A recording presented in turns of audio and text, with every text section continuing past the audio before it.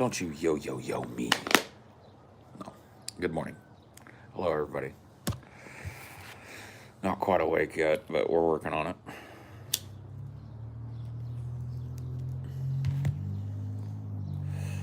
No, I'm not disgusted at you yet. I feel that I will be soon, but not yet. Dude, this weed, what does it taste like? The combination of this weed and this coffee tastes like some shit. Hold up. I'm going to place it.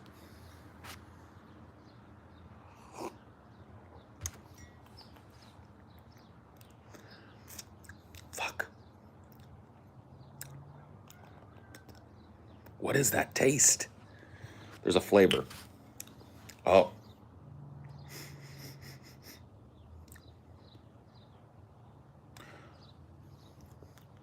It's like,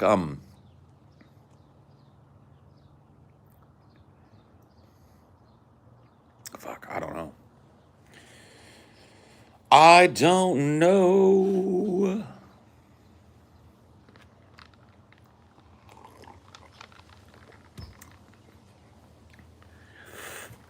There was a flavor, and it has fled me now.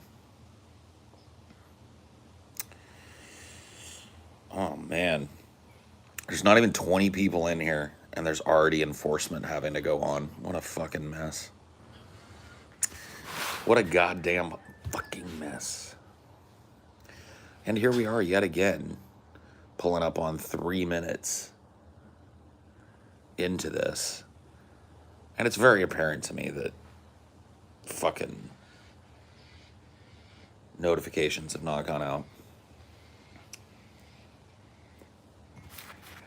Gotta love it. No. Take your time. Hello, Lord Iscariot.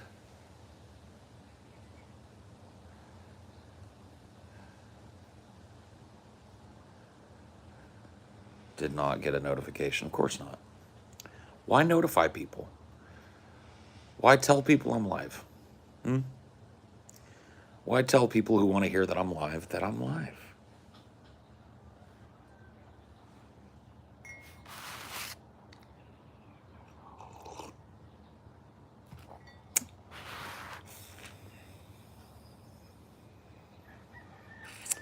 Good morning. Good morning. How are you?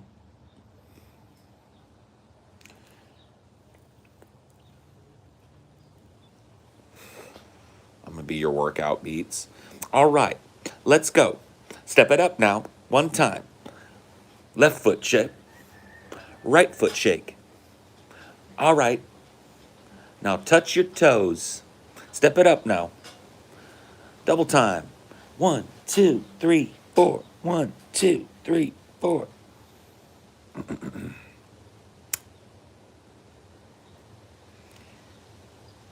You're my sleeping beats. How am I going to be both? You guys are asking too much of one man. I am but a man.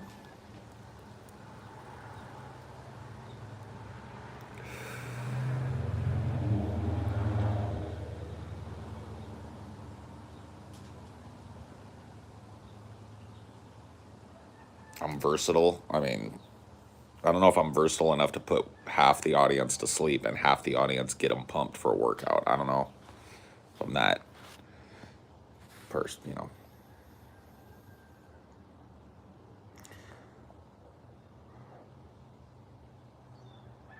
Dravistie. Is that how you say that? Dravistie. Dravistie.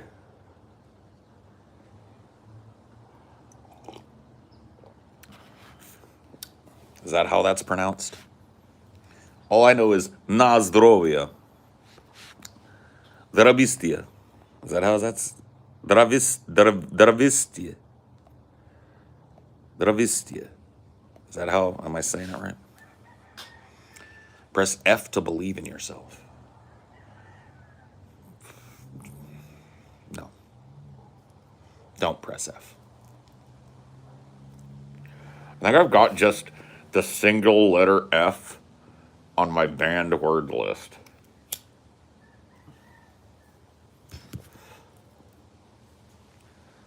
Zdravstoitya. Jesus Christ, what a mess of a language. Zdravstoitya. Zdravstoitya. Zdravstoitya. Zdravstoitya. Zdravstoitya.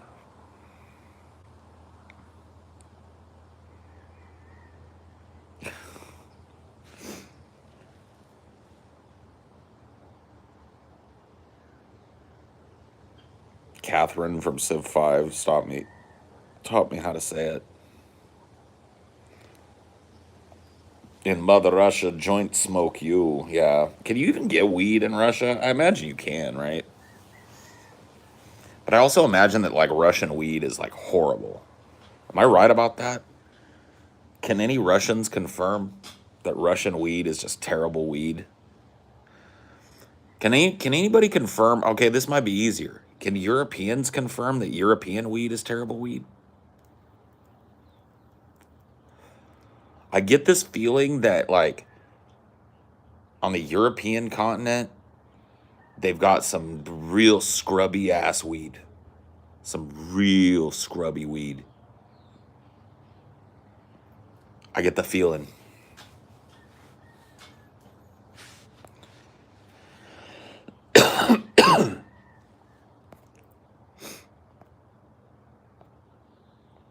Ireland has good weed, and so does Amsterdam. Well, I would imagine Amsterdam would. I'm pretty sure weed is from Central and South America. Like, originally. I may be wrong.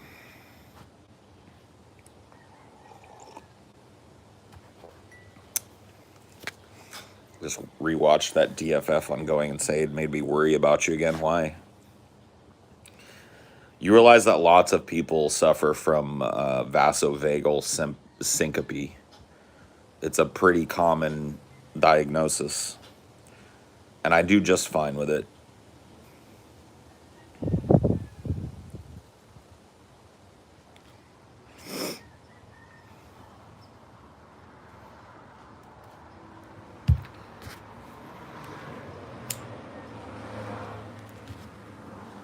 It's happened to me a bunch, that's why. Well, yeah, I mean, you shouldn't worry then. If it's happened to you a bunch and you're still around, you should be fine. Vasovagal syncope is the loss of consciousness due to rapid shift blood pressure. It's not really known for certain why people suffer from it. It seems to be, in some cases, inherited. So, well, there you go.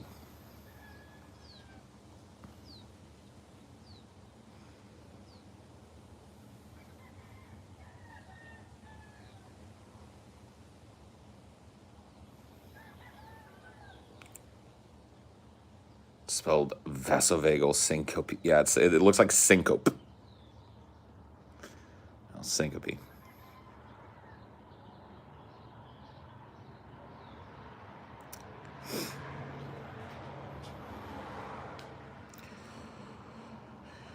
Be worth asking around. I mean, interestingly enough, passing out is something that a lot of people are ashamed of. It's almost like having seizures. A lot of people that have seizure disorders won't talk about it a whole lot. Same thing goes with people that have really, really bad diabetes that requires tight insulin management. People are, like, ashamed when they have, like, people have insulin meltdowns. I remember there was a girl in my class who was diabetic. He was a friend of mine, and she had an insulin attack in class, which just made her like cry. Basically, it made her like incapable of talking clearly, and it made her cry in class, and she was super fucking embarrassed about it. Like super embarrassed. And I'm not like, you know, as a dude that will pass out from here and there, like here and there, it doesn't happen to me a lot, but I tell people about it so that they don't worry if it happens to me. You know what I mean? Like people that are around me know that I have this, because it's just like, you know, if it happens, I don't want them fucking like thinking I'm dead or some shit. And I don't really see anything to be ashamed of, but you know, like dudes that have this, fainting is seen as like effeminate, right? Like if you faint or whatever, it's seen as like, oh, you know, it's seen as a weakness. And so like, you don't know, like a lot of people don't like talking about it, or don't tell people about it.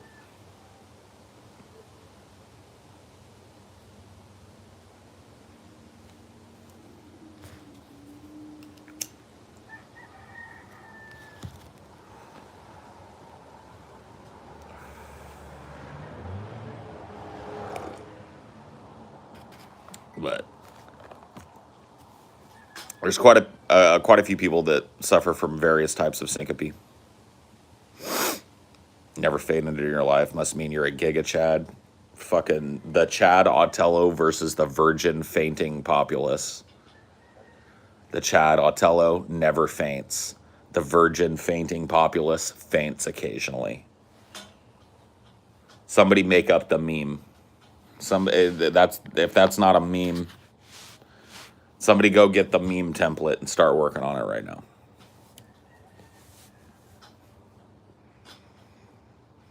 It's only effeminate when you cover your forehead with the back of your hand. Oh, yeah. If you go like, oh, as you're going out. Well, that's what the guys didn't tell you, is like when I passed out at the end of that episode, I got right, you know, about 3 or 4 feet from the door, and then I went, oh.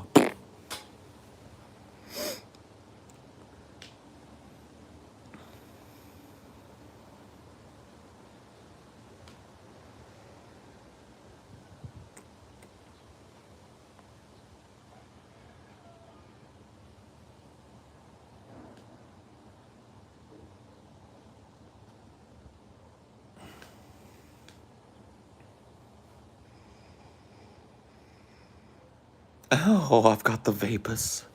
Oh, Lord.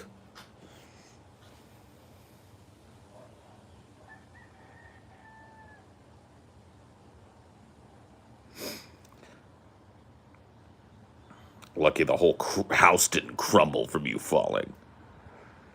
Damn. You don't like me, do you, homie? Any Fox news as of late? Nope. Foxes be foxes. They're foxing around. Foxing up.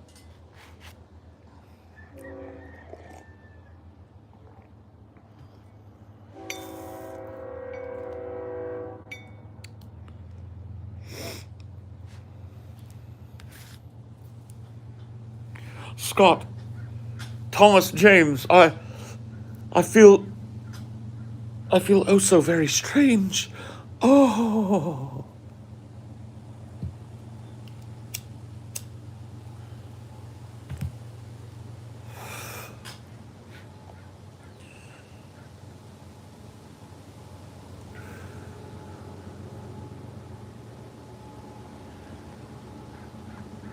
Good morning, Taylor B.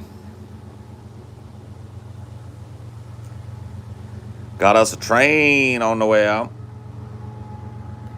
You faint, you grab a flower and yell, oh! Yeah, same here. I will sometimes throw my whole hand and arm over my head if it's a real bad faint, you know. Oh!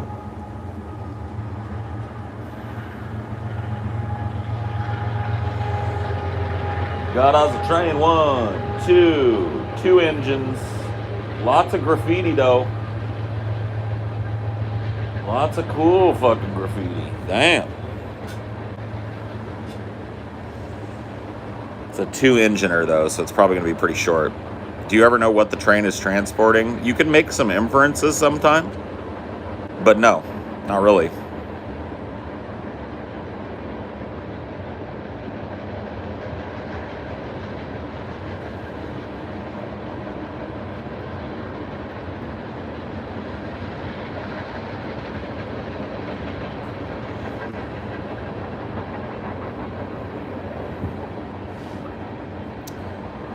This train must have either done a track switch recently, or it must hook up somewhere near here because it has not gained a lot of speed yet. It's actually traveling at about half the speed of a normal train, which means it's about half as loud as a normal train. So it looks like, okay, so it is got 2 engines on the front, and then it looks like it's actually being pushed rather than pulled. So I can hear, yep, 1, 2, yeah, so it's got like 2 engines on the front, 2 engines on the back. Interesting.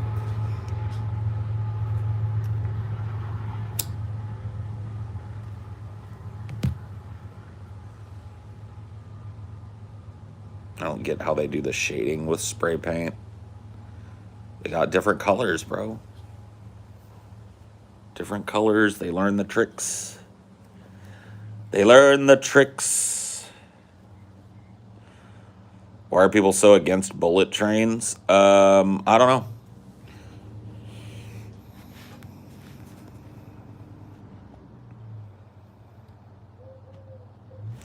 About to start my 10-hour shift at an Amazon sweatshop. Wish me luck. Sorry to hear that, bro. Be safe. Try not to hurt yourself.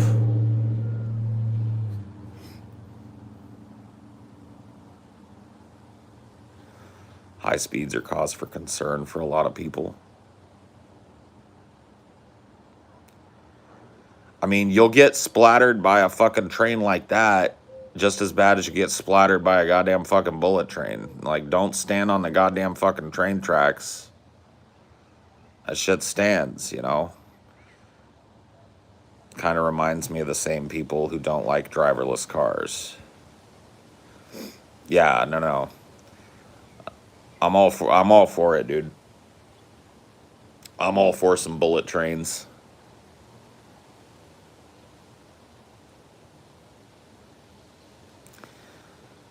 There is a huge swath of track, unfinished high-speed rail track on Highway 99 leading into Fresno, California.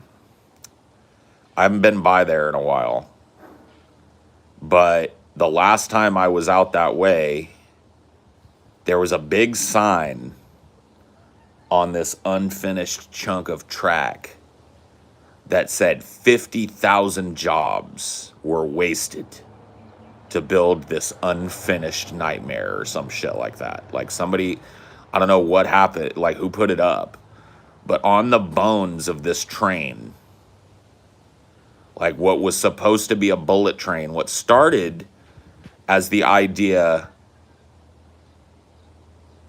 to create a bullet train from Los Angeles to San Francisco. Think about how fucking amazing. A lot of people don't understand. For those of you that understand the geography of California, let me just say to you that that would literally be fucking amazing. It would be absolutely stunningly amazing. It would change the way that people move around this state. San Francisco, aka the Bay Area, and Los Angeles, California, are functionally, driving-wise, between 6 and 8 hours apart. A bullet train would connect them in something like 3 hours. So you would get on a train in Los Angeles, and something like less than 3 hours, I think, later, you'd be arriving in San Francisco. Do you have any idea how fucking amazing that is?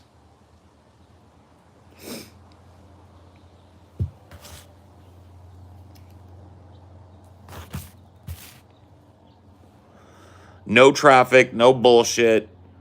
Couple of stops along the way, and then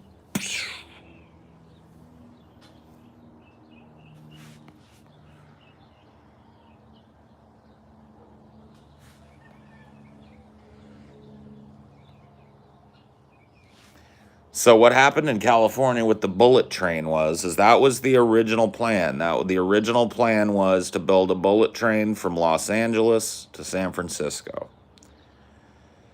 And then it got scaled back, and the train was going to go from Bakersfield to Merced, which is, these are two completely different cities that are both reasonably far away from their target destinations. It just shortened the track. They were like, okay, well, we don't want to do the LA one, so we'll just, what about the, and that, even if they would have built that, it would have been amazing. Merced to Bakersfield would have been an amazing stretch of like being able to just get on a fucking train and travel a huge chunk of California. Then it got shrunk again to Fresno to Merced, which is like, you're starting to get ridiculous now. Okay, Fresno to Merced is like a 1 hour drive, 1.5 hour drive, something like that. So what do? You're putting up like a 20-minute bullet train between Fresno and Merced? I mean, cool. But, and now it's abandoned. So on Highway 99, when you're approaching the Herndon exit,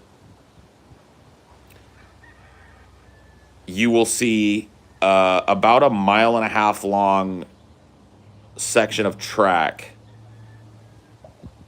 that is just abandoned, covered in graffiti, and has that sign up on it like 50,000 jobs were wasted to build this train.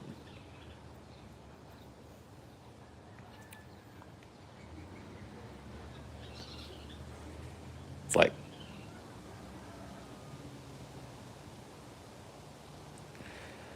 it was fun. It was just a funding thing. The bill was passed, but when it came time to fund it, the funding came from different municipalities in California. Obviously, because the train is passing through different counties, right? And so it was expected that each county that this train was going to benefit would help to fund the train. And a bunch of counties in the Central Valley specifically, which is a more conservative area of California, filed court injunctions and blah, blah, blah, blah, blah, and just killed it.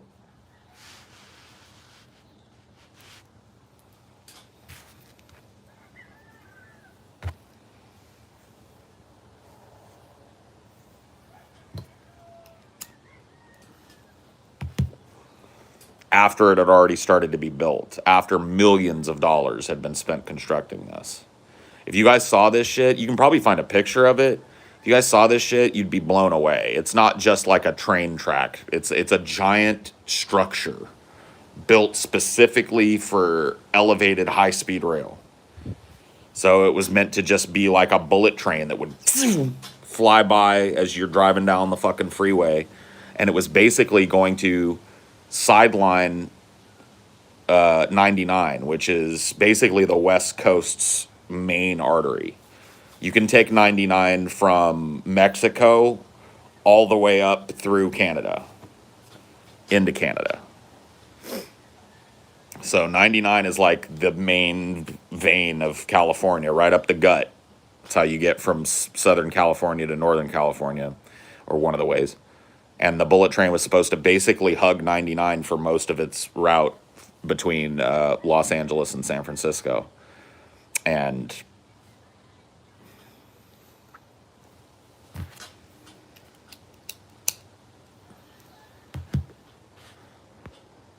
isn't America supposed to be leaders in a lot of things when it comes to infrastructure, though? A big no. But that whole "we lead the world" thing, shining city on the hill talk, that died in the 80s. When Americans, like in the 80s, all of the American infrastructure that was built in the 20s, 30s, 40s, 50s, 60s, like all of that infrastructure that got built to expand the suburbs and to clean up the cities and all that shit, it started to go into disrepair, like major disrepair in the 70s and 80s, right? And America needed a new giant infrastructure bill to put millions of Americans back to work to revitalize our cities, our bridges, our roads, our streets, and our railroads, right? Never happened.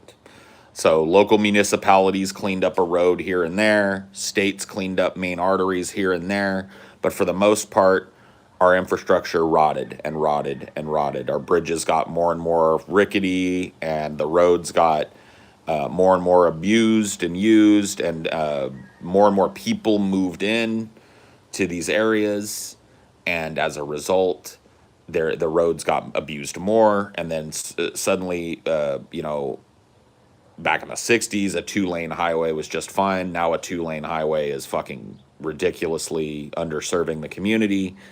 And a lot of these roads still exist as 2-lane fucking 1960s highways. It's ridiculous. If you drive, there's a Phoebe has driven this. Let me go close my door here. It blew open. Hold on. And I gotta pee. I'll be right back. Put a pin in the conversation.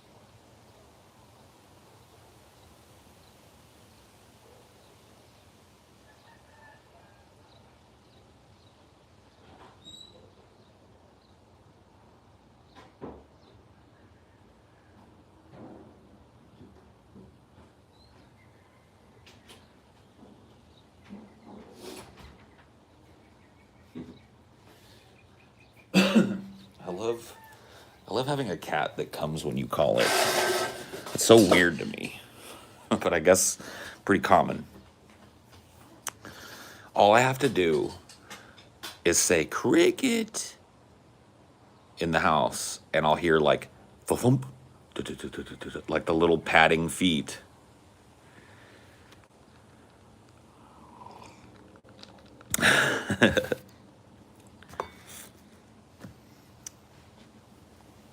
So anyway, what I was going to say is, Phoebe, I think you drove this. So there's to get from 99, which is that central vein in California, to like the coastal areas, you have to do some cut across. And to get to the central coast of California, you have to take a road called 41, which turns into a road called 46. which takes you through Paso Robles and on into like Pismo and shit. That road has been unchanged since I was a child. It is the exact same road that it was in 1980 when I was born. It's actually the road, interestingly enough, that James Dean died on. So James Dean died on 41 right before it turns into 46, or no, sorry, right after it turns into 46. So 41 dead ends into 46, and then you go up and around the bend, and that's right where James Dean died in his little roadster. There's a place called the Jack Ranch Cafe that's right there that has a shrine to him. And there's a mile marker where you can see right where he died. But that road, same fucking road, and that road is so packed with people now. When I was a kid, pretty much open road. I mean, you'd see a truck on it every once in a while. There'd be some people going to and fro, but it needs to be expanded. Like, it needs to be expanded by like twice the capacity that it is now to even serve as a useful road anymore. And it isn't. And it's deadly as fuck. 41 is parallel to the 46, right? So you have to take 41 until it turns into 46.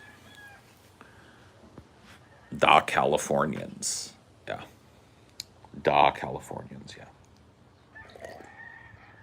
Yeah, buddy.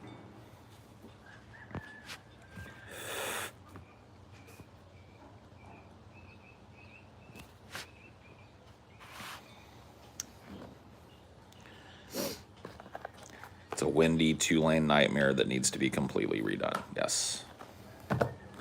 Yes, yes, yes. How am I doing today? I'm doing okay, Cracklow. I hope you're doing the same. But let us dispense with the pleasantries. For you, sir, have just arrived, but I have not.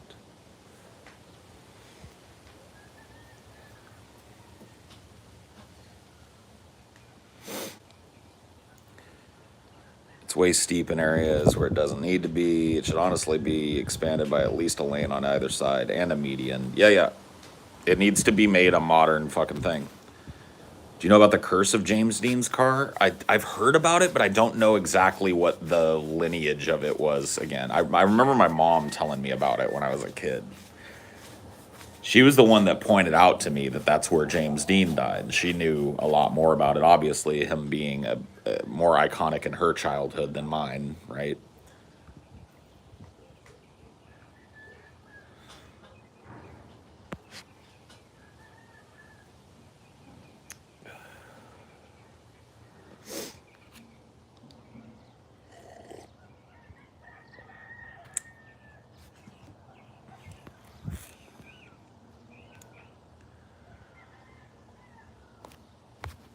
But anyway, I mean, that's just one example. It's like roads are like that everywhere. I drove from Louisiana to California, and there were certain areas of this country where the roads were just like,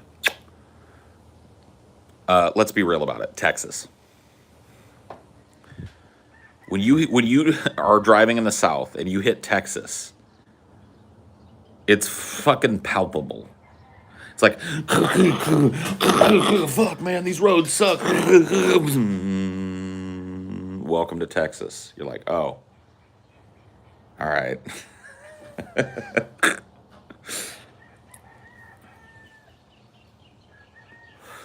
Make no bones about it. There are some shitty roads in Texas, but by and large, Texas got some great fucking roads, man.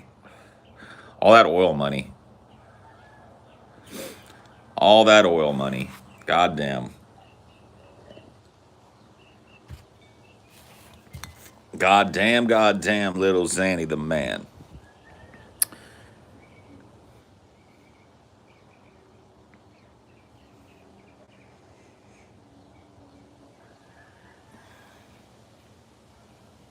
Agreed. Yeah. Houston, like the big cities and shit. I'm not saying that Texas is perfect. Like I said, there's some areas in it that are fucking shit. But I'm telling you, pound for pound, having driven the length and breadth of Texas, north to south, east to west, multiple times now in my life, I can tell you that in comparison to other states, Texas, New Mexico, and Arizona have some fucking amazing roads.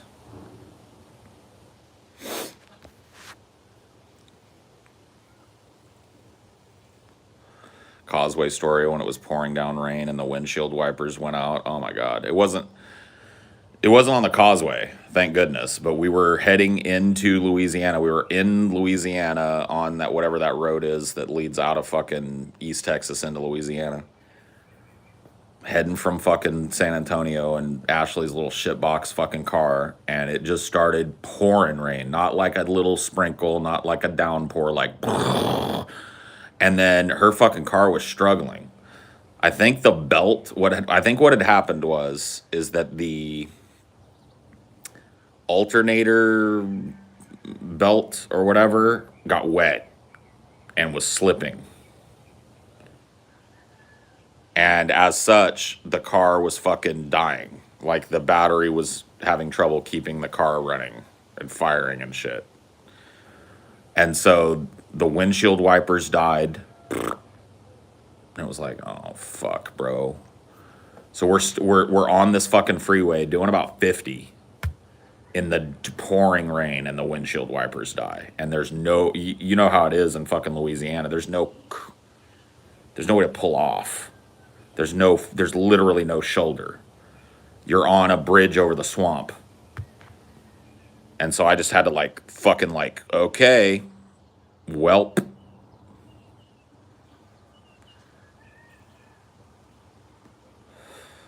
Fuck that place.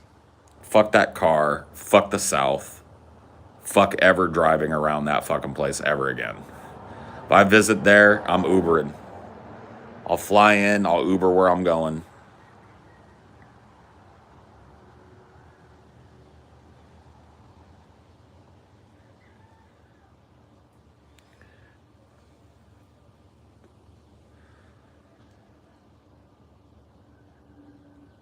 Yep, I rolled the window down. I rolled the window down and leaned my head to the side enough to be able to see with one eye what was in front of me better than I could see through the windshield. Got all fucking wet and shit. What else are you gonna do? Till I could fucking pull off.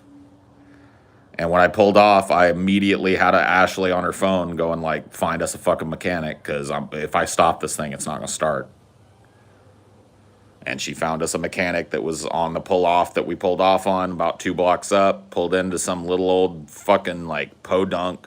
I can't remember the name of the goddamn town, but it had some name that sounds like a place that you would never want to visit, let alone like live or grow up in. You know what I mean? It's like Sulphur or some shit. Just had a horrible name. Just some little town right over the East Texas border. You could probably find it. Just had like a name. It was like an element.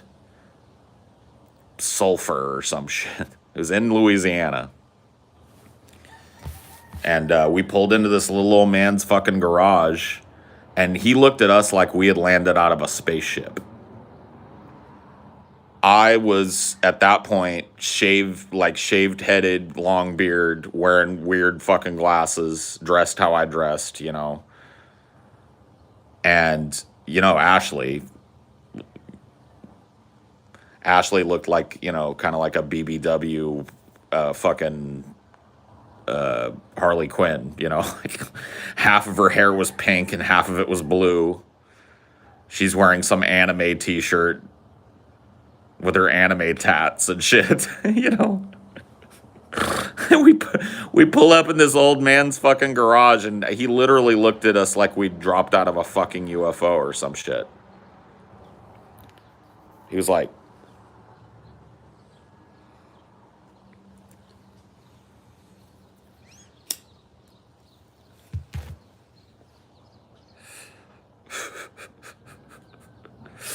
you know what I mean?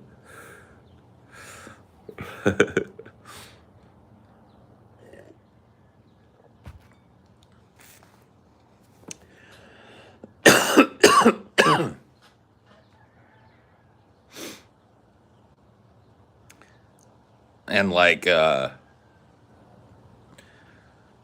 I think I understood 1 out of every 4 words that the guy said. He understood what I was saying. I told him, I said, I think the alternator's going, battery's not charging, we got the battery warning light. Lights are dimming and stuff like that. All right. Give me a second now. Pop that hole. All right, let me lay it up. See what you got going on right here. Got your alternate. What happened is you have someone don't get you goddamn on that belt. So what I'm gonna do is, you just had this replaced. I was like, what? Did you just had this replaced? I was like, yes, I just had it replaced.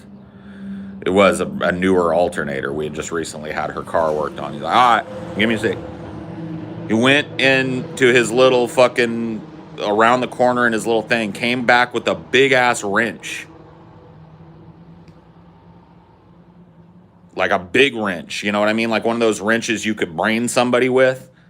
And he walks over to it and he looks at it one last time and he takes that wrench and lines it up and goes like, kong, kong, kong, kong, 4 times. Hit the alternator. Not super hard, but loud enough to make it like, bing, bing, bing, bing. He goes, all right, go ahead, start up. I was like, all right. Went on, fucking alternator was spinning up. So I let it run for a minute. So we let it run. Lights were on, battery indicator was fine, radio was back on, windshield wipers were working and shit. So we let it run for like a minute or whatever. And he's like, all right, look, everything looks good to me. And I was like, well, thank you. What do I owe you? And he was like, he looked, once again, he looked at me the same way he looked at me like when I got out of the car. Like, you think I'm going to charge you for banging on your alternator with a wrench? Get out of here. He was like, don't worry about it. Go on now. I got stuff to do. I was like, all right. Whatever. Thank you, sir.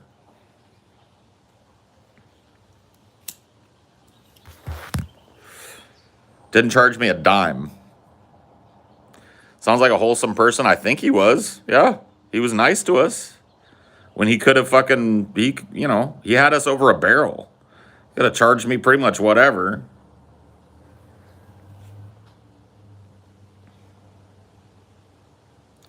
Yeah, honestly, had we been in a big city or some shit and pulled into one of these fucking like Meineke's or whatever the fuck, we'd have gotten fucked on. Trust me. Fucked on. But like in those little places in the world, there's still people that operate by a different set of rules. Somebody pulls up. You know what I mean? They got something going wrong with their car that's easily fixed. You don't charge them out the ass or charge them anything to fix it real quick. You know what I mean? That just doesn't exist in the world anymore.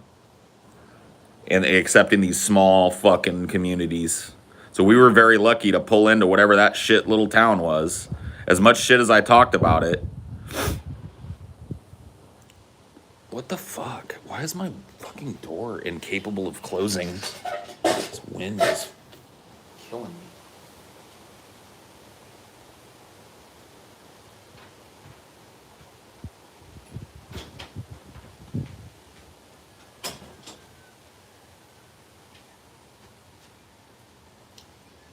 Fucking wind.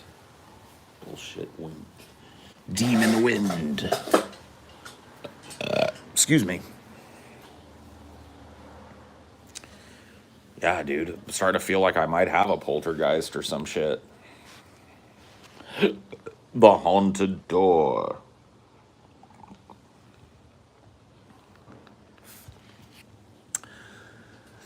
In my sort of haunted house, your ghosts in every room. But I am not afraid. I am not afraid in my sort of haunted house. Your ghosts in every room. I am not afraid. I am not afraid, 'cause I still love you. 'Cause I still love you. 'Cause I still love you.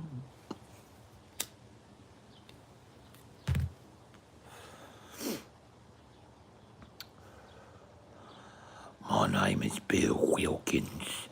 And I'm 78 years old. I want a beanbag, Paul. Should I cop? Cop that shit, bitch. You make yourself a conversation pit with it. Get 2 beanbags. No, they're comfy. I'd get them. We've got them. We don't use the beanbag a whole lot ourselves now. We used to use them a lot. But now they're just like extra seating, and Dinor loves the green bag, as we call it. So we've got a big, giant, oversized green bean bag that Dinor is just absolutely fucking obsessed with. He loves laying on it.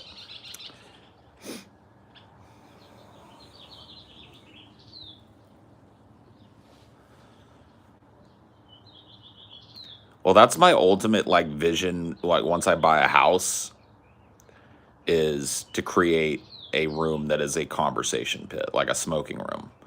Put it like speakers in there and shit for music, but make it a room where it's like we congregate elsewhere to watch movies and shit. This is a room where we go to smoke and have talks. Just a fucking old style 60s conversation pit. Comfy pillows all over everything. Nice big circular area with a table in the middle.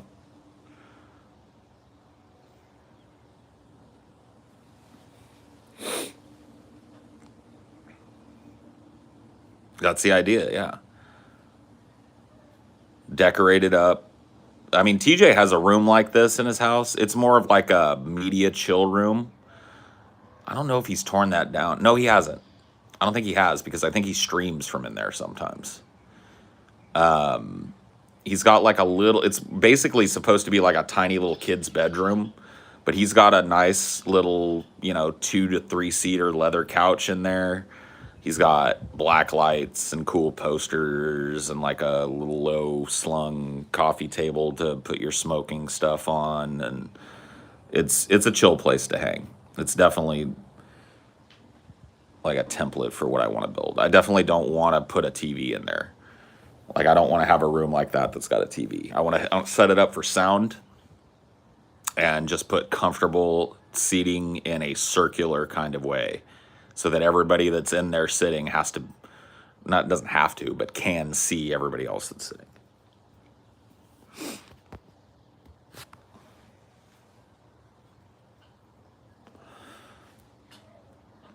Oh yeah, yeah. I mean, that would be cool too, honestly. It depends on where I end up, right? Like this area out here is perfect for that. Like where I'm sitting now, like it's hard to explain it to you guys. I've shown you guys, but it's like a big ass fucking giant covered porch. Look. See? There's my wood pile over there, but it's this big long fucking covered porch overlooking all that. So it's like a perfect spot to just kind of chill. You moving again eventually, yeah. Won't be for a while. I'll probably be here another year. Maybe a little longer before I find a place. It might be earlier than that. I don't know. But yeah, the people that rented us this, they kind of made overtures that they were looking to sell it soon when we rented it. And once we got here, we were like, all right, we'll make an offer on it. Well, we called them to fucking ask about it. It's been like, 6 months, 7 months into our lease now. And they told me a couple of days ago, like, we're not going to sell for a while. I was like, oh, all right, fuck. All right, cool. Well, at least I know.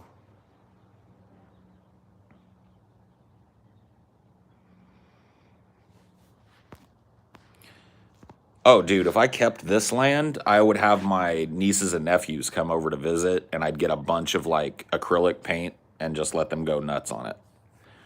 Fuck trying to paint something myself on it. Just let the kids fucking paint whatever they want on it. I'd let them fucking paint that shit up. How do you move so much? I have to move in a week, and it has me stressed. I don't really move all that goddamn much.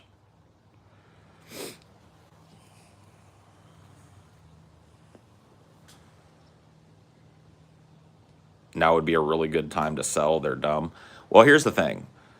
I don't know whether or not this is just a maneuver on their part, which it totally could be. People will do this shit. Like, they know I'm interested in the property. I told them as much. And so now I'm wondering if they're just trying to boost their price beyond what it's already boosted. So what I think I'm gonna do is that I'm gonna keep renting here. I'm gonna keep looking for properties around this area and in other areas around here that fit this type of bill. And if I can get my hands on one of those, then sayonara.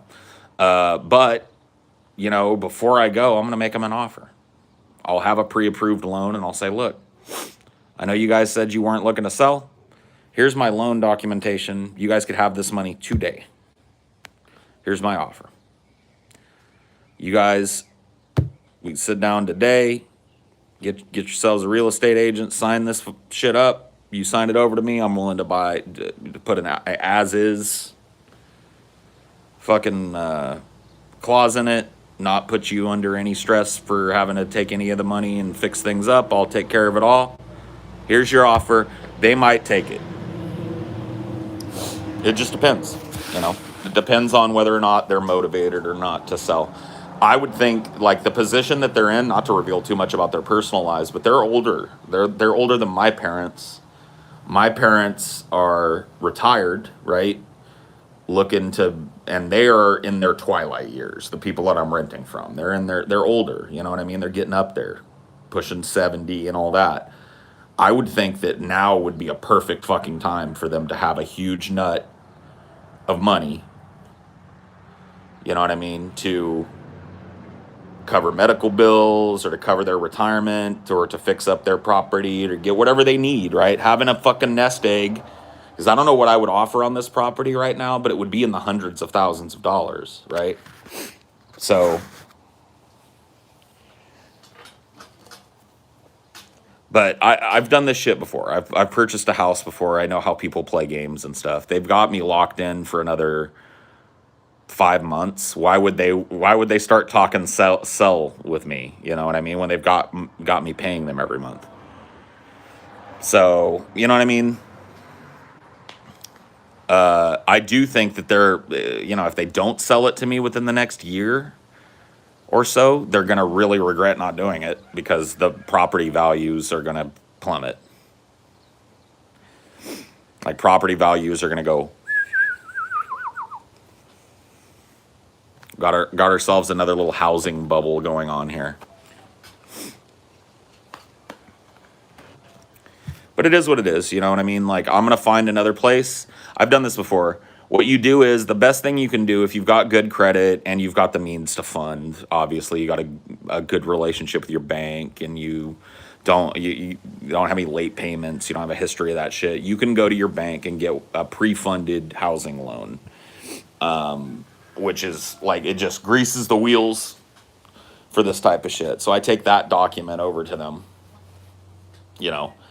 I'm pre-funded for some other piece of property, which, but I take that document over to them and I say, look, it's been great renting with you guys. I've told you that we really like the property. Here's the money. Here's my offer. I know you guys have said you're not willing to sell, you're not wanting to sell, but thought you'd like to look at the number. There it is. Before we move out of here, we'd really like the property. You guys want to sell it? There's your money right there. Pre-approved loan. And at that point, they may go like, okay. Or at least enter the bargaining arena. Well, this is not quite enough, though. Okay, well, let's talk turkey. How much is quite enough? Because I can run to the bank right now.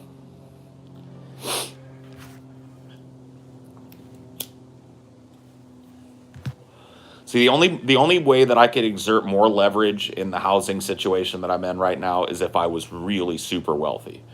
Because if I was really super wealthy, not super wealthy, but if I was more wealthy, right? If I had like actual wealth and not just a reasonable income, I could just offer above board what this place is worth right now. Like today, I could call them with an offer they can't refuse. You know what I mean? Because if you're rich and motivated and you're looking to fix up a property anyway and live on a property till you die, which is that's what I'm looking for. I'm looking for a place to buy so I can die eventually. I want to have a place that this is my home base. This is where I come back to. If I travel, yes, that's cool, but this is my home. So that's what I'm looking for. if you're motivated and wealthy in that situation, you can offer above market value, and a lot of people will just be stupid not to take it. Like, I know what the market values of properties are in this area. I've looked at comps and stuff, so I could I could offer them something like that if I was rich, but I'm not. So you got to work within your means. I know what my spending limit is and all that shit. I know what the upper level of a mortgage that I would take is.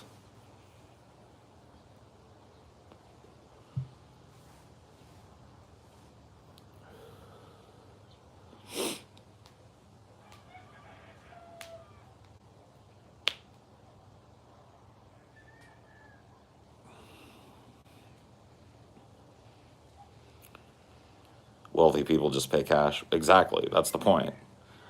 It's like, not only do you take out the middleman, but you could fund them immediately. Just wire them the money. No loan documents needed, just title transfer, basically. No muss, no fuss, no bullshit, no inspectors, it's just a private transfer of property.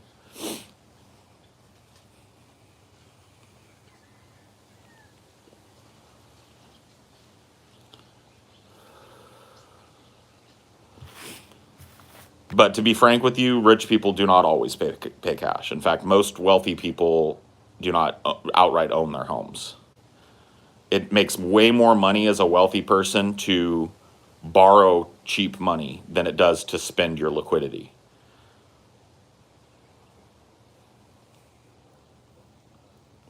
It's a common misconception about super rich people that they just like pay cash for everything. When it comes to like material goods, that's true. Like, most people that are going to buy like jewelry or like, some kind of luxury item, they don't finance those things. But if you're talking about big items like planes, trains, certain automobiles and houses, those types of shits, they spend other people's money on that. That is the main benefit. You're absolutely right, Bluto, of being rich is not the actual money that you have. It's the access to insane lines of credit that you get because you have so much money backing it.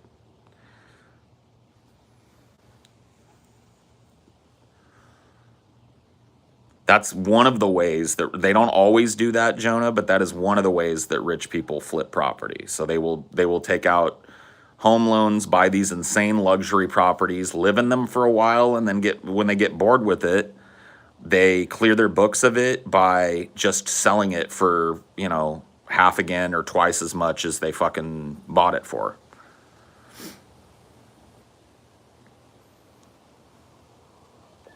They sit on it until the market is right, and then they just sell it for a huge windfall and throw that in the bank and get another big loan and do it all over again. You know what I mean? When you have access to that kind of money, all the doors are kicked open for you. Like, you're not limited in the ways that other people are limited when it comes to what you're able to do. It's like a lot of people, like, I'm a blue collar guy. I've never had access to that kind of money. Even now, when I make a decent wage or whatever, but I'm not, you know what I mean? I'm nowhere near fucking rich. So I have this conceptualization of money that is utterly and completely blown away by people that are 3-4 tiers above me, right? And it's just like, I want you to think about this. Pretty much everybody in here, I assume, is blue collar, working people, not rich folk. If you're a rich fuck, then this doesn't apply to you. Maybe you can tell us how it feels. I want you to imagine you want to go to Europe. So instead of scrimping and saving and reading all kinds of books on how to do it on the cheap and planning and blah, blah, blah, blah, blah, it's just a fucking Monday. And you look over at your partner and you go like, you want to go to Paris? Like, did we just do Paris? Can we do somewhere else? All right, where do you want to go? Let's do Prague. All right. How long you want to do? Well, let's do Prague and then let's do Greece because Greece is always beautiful this time of year. All right. Let's do like a week and a half then. You want? Yeah, yeah. All right. Boop, boop, boop, boop, boop, boop, boop. Pick up the phone. Yeah, Charlie, can you get the guys to get the plane ready? We're gonna go ahead and do Prague and then Greece. Uh-huh. Yeah, probably later on. I'd say like, how long you think, babe? Like 5? Can you do that? All right, I appreciate it. Thank you so much. Yeah, we'll be there. Okay, so yeah, the car will be here at 3. So yeah, we'll just have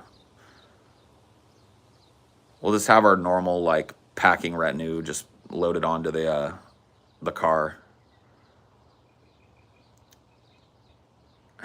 Can you imagine that shit? It's like deciding on dinner for them, exactly.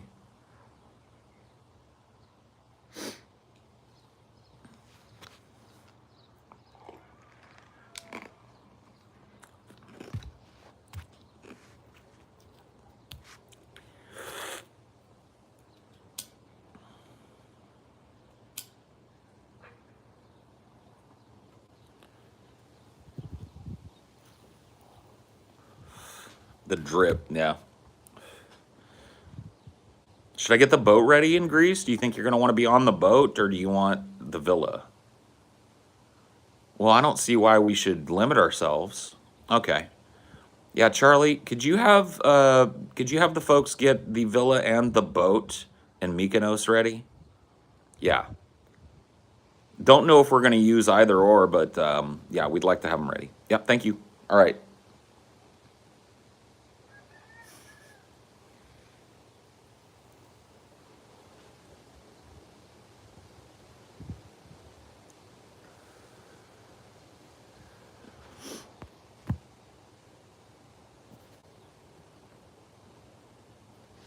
Lifestyles of the rich and famous.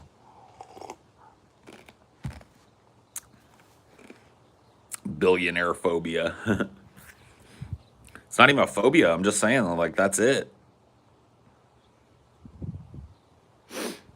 That's just what they do. That's what going on a fucking month-long European vacation that you would have to save for years for is to them. You would have to save for years to go on a vacation and stay in a tenth of the opulence that they stay in. You won't have the villa. You won't have the fucking boat in Mykonos. You probably won't be able to afford to spend much time in Mykonos if you visit it. You might be able to charter a boat, have it take you around for the day. You see what I'm saying? To them, it's just like fucking buying a new pair of socks. Like, oh shit, I got a hole in my socks. I better order a new pack of socks off of Amazon. Here we go. There we go.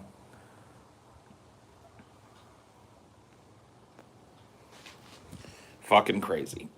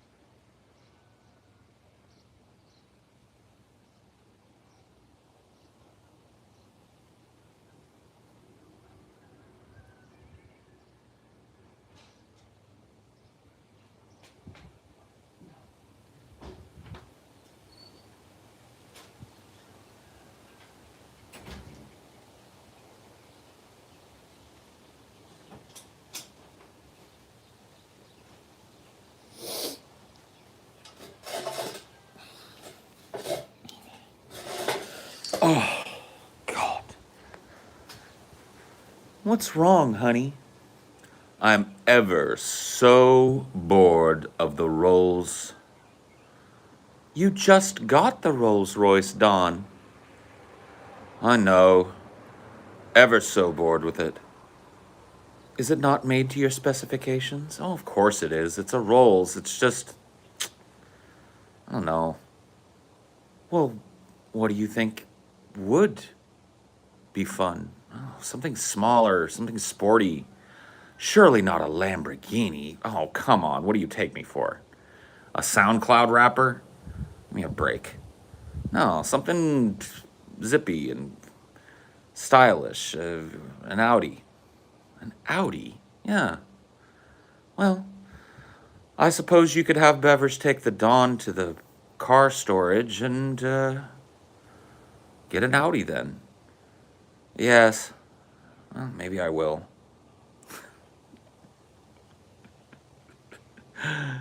Can you fucking imagine?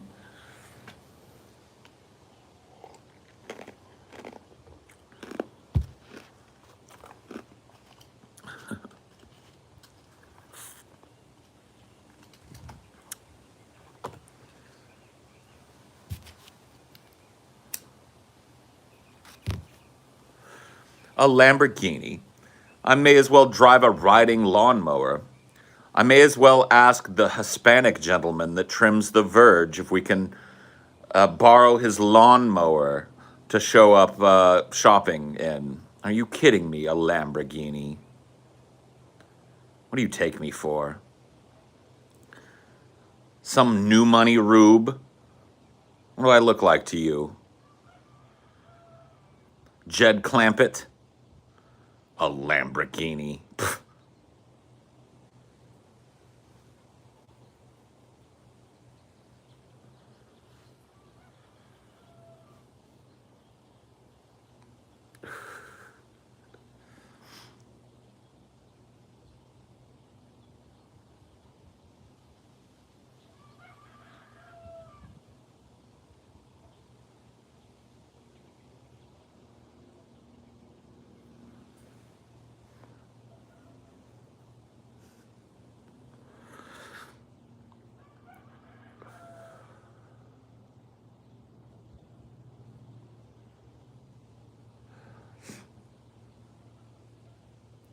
I love my mispronunciation of Lamborghini.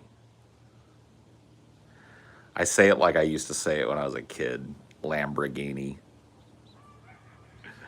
That's how I think of them in my head.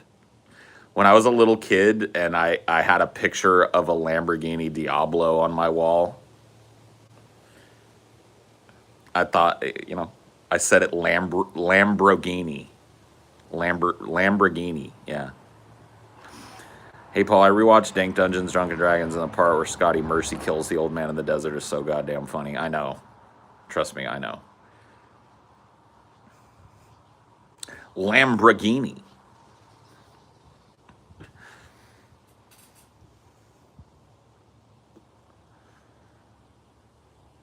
Lamborghini. Yeah. Yeah. Well.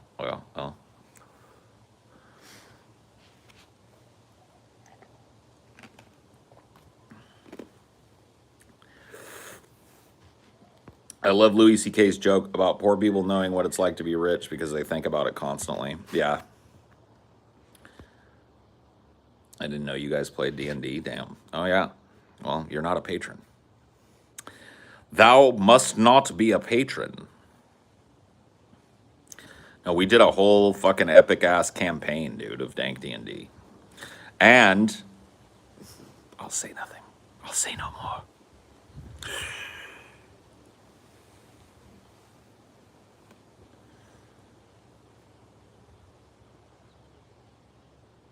Oh. Well, then search the tags for Dank Dungeons and Drunken Dragons, or D&D, or you just look at the tags. You'll find them. They're there.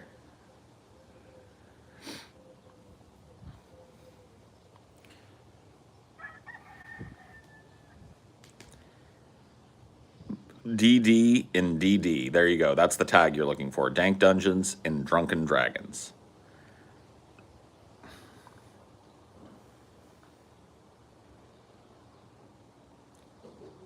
Yeah, no worries. I hope you enjoy it. It's a lot of content. They're long. It was a long campaign, but it was fun. It was a lot of fun. TJ plays a character named Blovius Thrap, who is a rogue. Scotty plays a character named Thulsa Boom, who's a wizard. Ashley is one of the characters in it. I'm trying to remember what the name of her character was. And then Stevie was a character in it as well. So it's 4 players, me DMing. It's great. It was a lot of fun.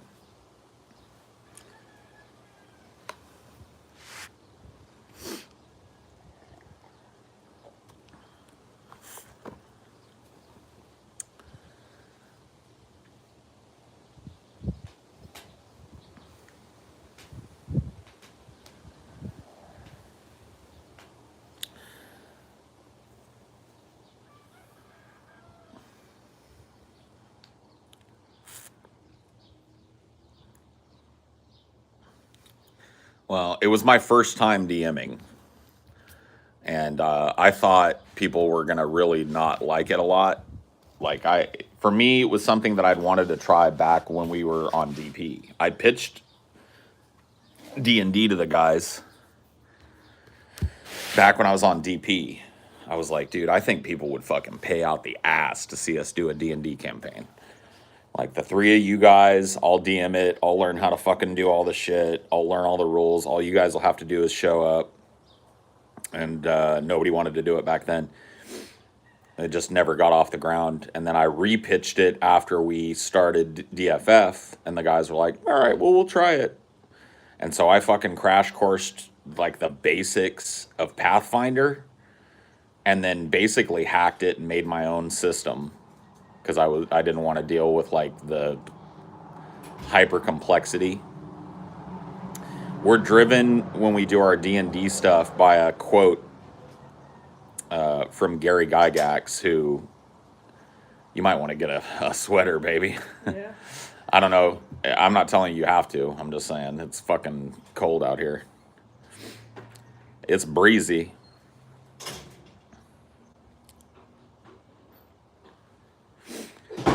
But anyway, the quote that I'm talking about from Gary Gygax is, the only rules of Dungeons and Dragons is that there are no rules to Dungeons and Dragons. So it's just like, I took Pathfinder, the basic kind of setup for Pathfinder, and I hacked it and made my own system and my own universe, because I didn't want to set it in an existent setting. So I started basically my own setting, which the next time we play will be played in that same setting. So I'm starting to world build while we go along as well. So that makes it kind of interesting too. For people that are well worn in like Dungeons and Dragons campaigns, you're not gonna, like, when we play Dank Dungeons, you're not seeing a campaign that you've seen before. I'm not finding a pre-made campaign and changing it around a little bit and running with it. I make the whole thing up on the fly.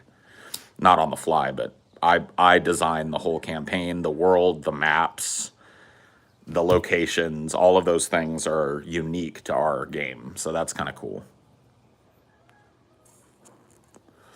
The rules are utterly unique to our game too. It's a very stripped down version of the rules that allows the players maximum freedom, but also the game freedom from constant dice rolls and mathematics and stuff.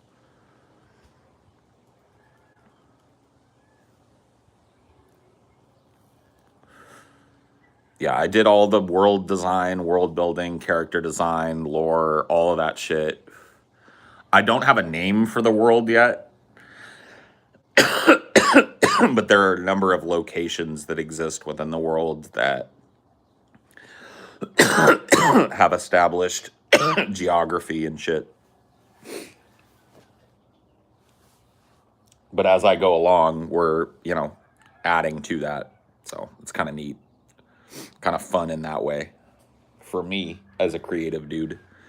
Plus, for me, DMing gives me the chance to not be just one character. I get to play like a dozen characters throughout the campaign, which is fun. I get to be the bad guy. I get to be all of the thugs of the bad guy. I get to be all of the helpful people. I get to be the double crossers and the authority figures and all of that shit. It's fun.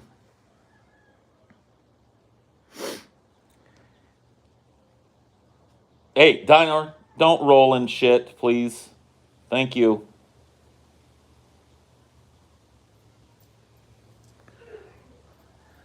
I just caught him like fucking face rolling something over there.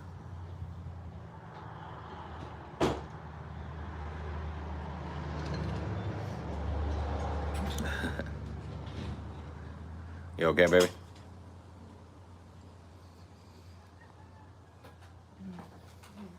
Cricket wake you up this morning? Just woke up on my own.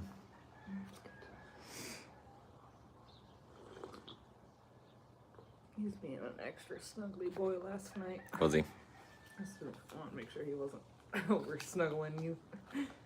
Nope. I slept like a log last night.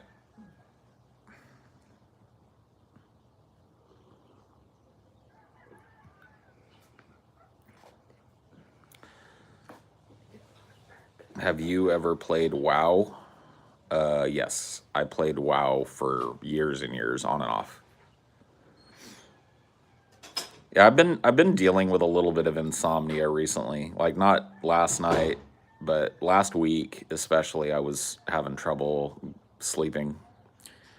I seem to be back on the fucking wagon again. Which is good.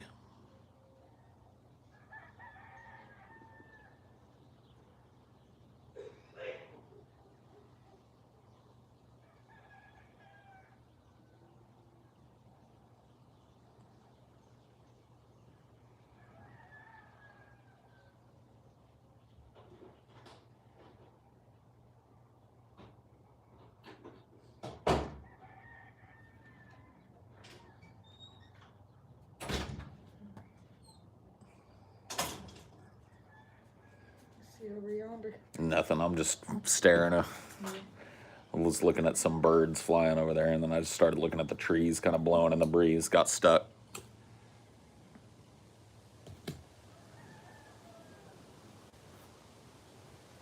Trees in the breeze, if you please.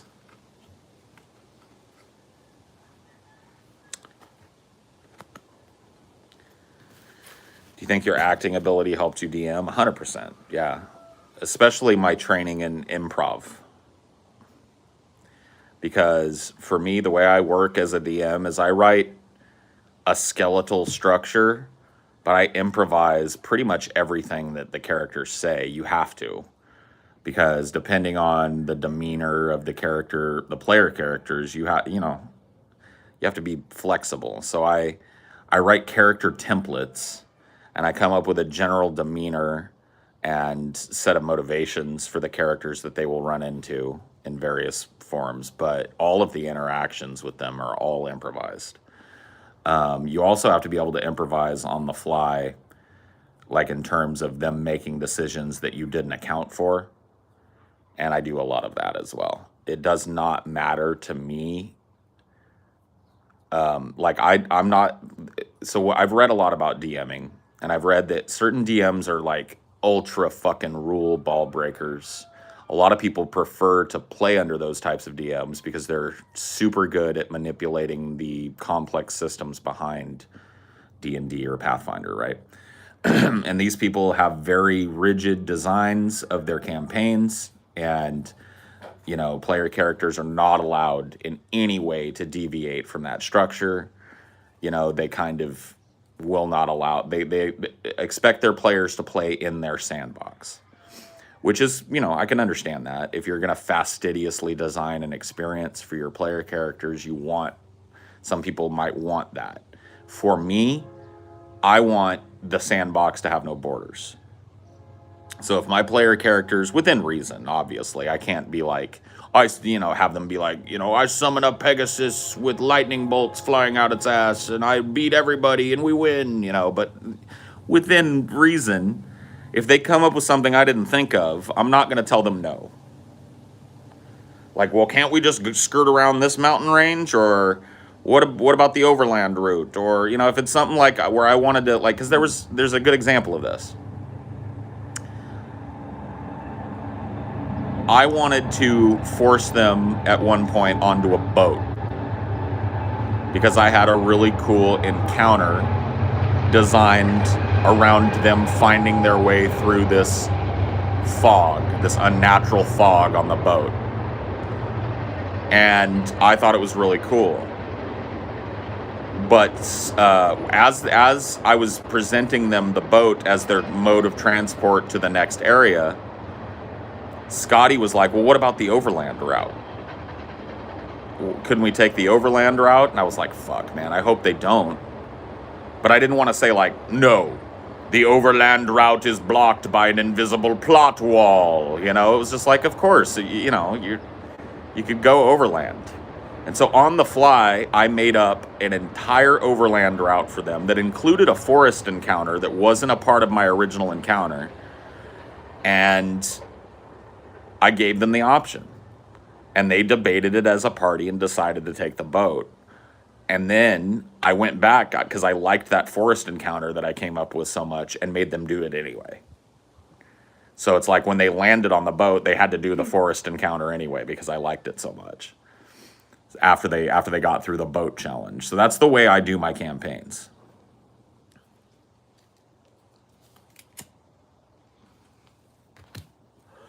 Yeah, the forest thing with the big wolf spider that made like a cocoon around them.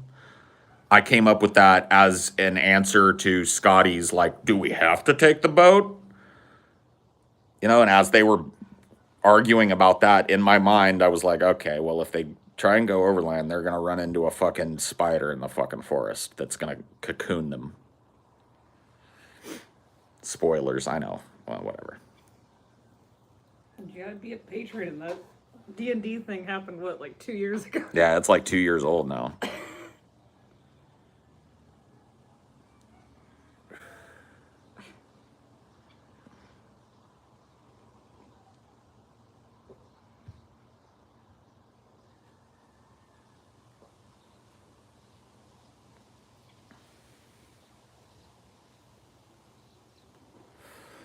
But there's a number of different things I want to try. Like, I want to do another fantasy D&D campaign. And if that goes over well, I really want to try. There's another universe that I really want to run in that's more sci-fi based. I want to do Paranoia, which is a gaming system based in a world where the entire planet is covered by a giant mega city that is run by a governing AI that has gone insane. Because of the ultra complexity of the city, the AI has gone arbitrarily insane and employs a bunch of human beings called troubleshooters to do tasks that only it understands why the task has to be done. Oftentimes the tasks are absurd and deadly.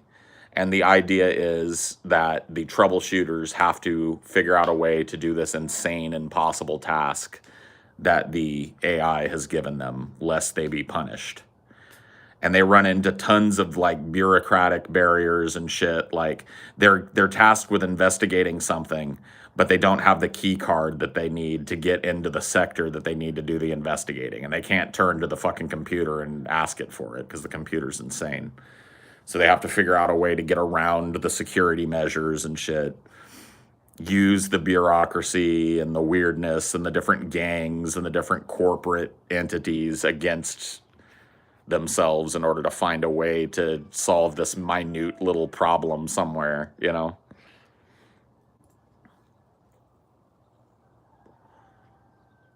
That sounds like my job for a bunch of things I need to do. My job, yeah.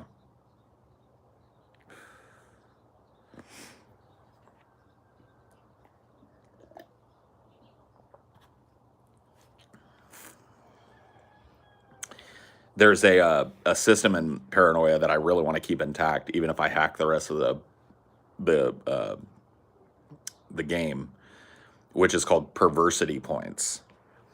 And people, it's one of the only ways that you can increase your power in the game is by earning and spending perversity points. And you get perversity points by coming up with ridiculous ways to deal with situations. Like, you know, if you're locked in a cell and, you know, there's like a crack in the bars and it's just like barely too small for you to slip through. Like if you come up with, I take a shit in my hands and rub it on the bars to use the shit as grease to make it slippery enough that I can slip through the bars, you get a perversity point for that. You know what I mean? Maybe. If I'm feeling generous as a DM. So if you come up with some kind of like unique way, gross, interesting, oddball way of dealing with a problem, even if it doesn't work, you get a perversity point, which you can spend on some kind of, and the upgrades in the game, once again, they're like everything else in the game. They're kind of double-edged swords. You may get access to a certain type of skill, but that skill is, you know, just as likely to hurt you as it is to hurt an enemy, you know, that type of thing.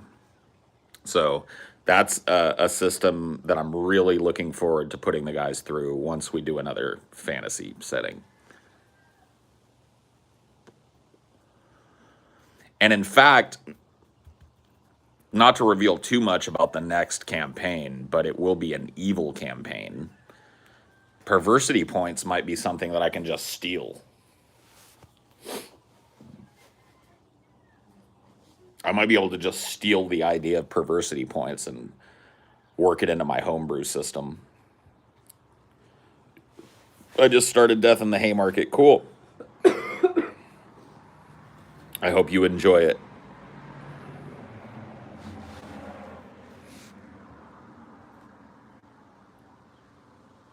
I just become a disgusting voyeur in that game. Well, you would have to fucking, if you wanted to see anything, you would have to fucking get perverse to see it.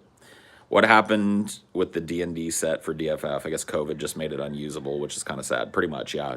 Scotty shoots, when Scotty is shooting from a remote location, that's where he shot from. So that became his shooting environment for COVID.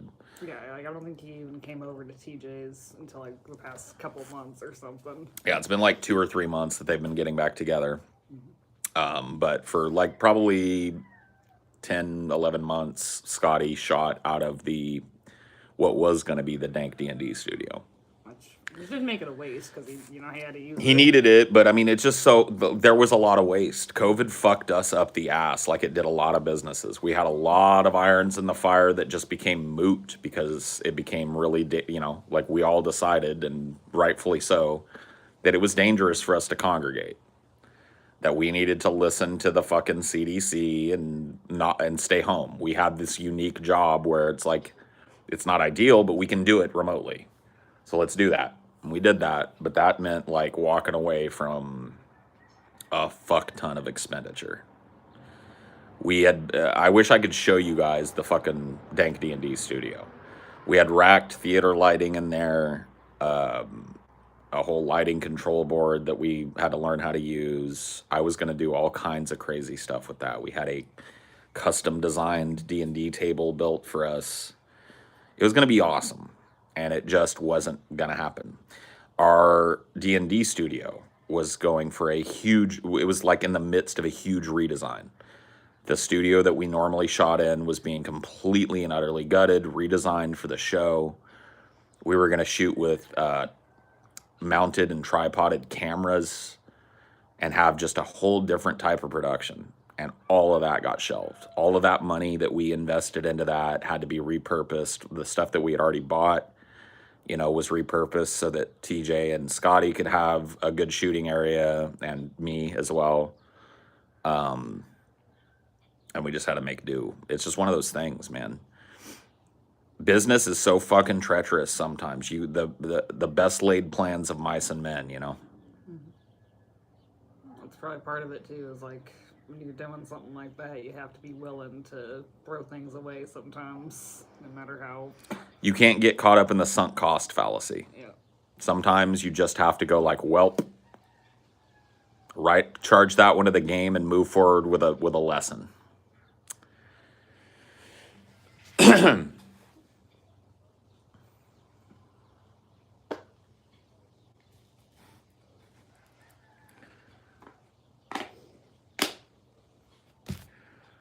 Since you guys all stayed so isolated, you could have all hung out still probably. Was there an infection point in someone's house that you worried about it spreading? Yes. We knew multiple we lived in Louisiana during the outbreak, the major outbreak there that preceded the first wave. Interestingly enough, Louisiana and the surrounding area missed what it will be known as in history as the first wave of COVID. It came in the second wave because Mardi Gras happened. So Louisiana was just like, dude, we don't even have a case of COVID. Fuck that, Mardi Gras. And then people from all over the fucking world flew in and brought COVID. And there was a huge, explosive COVID outbreak in our area. We knew multiple people that had it. So it's just like... And like as much as you guys could have been like, oh yeah, we're just gonna be safe, it's like you can't control that many factors. It's like you got to consider all the secondary contacts of and third. It's like Scotty, like not to give too much away about people's personal life, but Scotty's got kids. Those kids have grandparents. They see them. So now I've got to worry about not just Scotty, but Scotty's kids grandparents. Who do they see? You see what I'm saying? It just became like... Yeah. It was easier for you guys to say, all right, we'll just all be separate than be like, all right, Scotty, you just can't have your kids see your grandkids. Until there's no way you can tell a person, like, here's how you have to live your life. So the only way for us to do it was remain separate.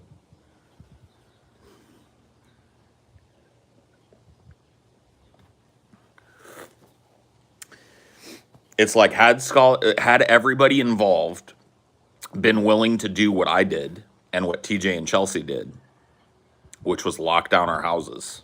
Mm-hmm. Nobody came and went. The only visitor we had during the pandemic was Amelia's dad, and we did that safely and socially distant. I literally didn't even hug my dad. Yep.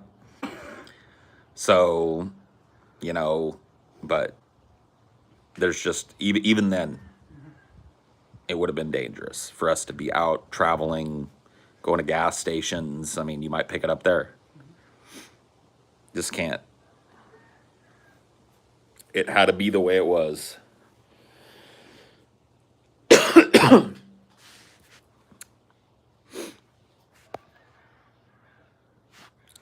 You excited to possibly do the show in person again? It'll be fun.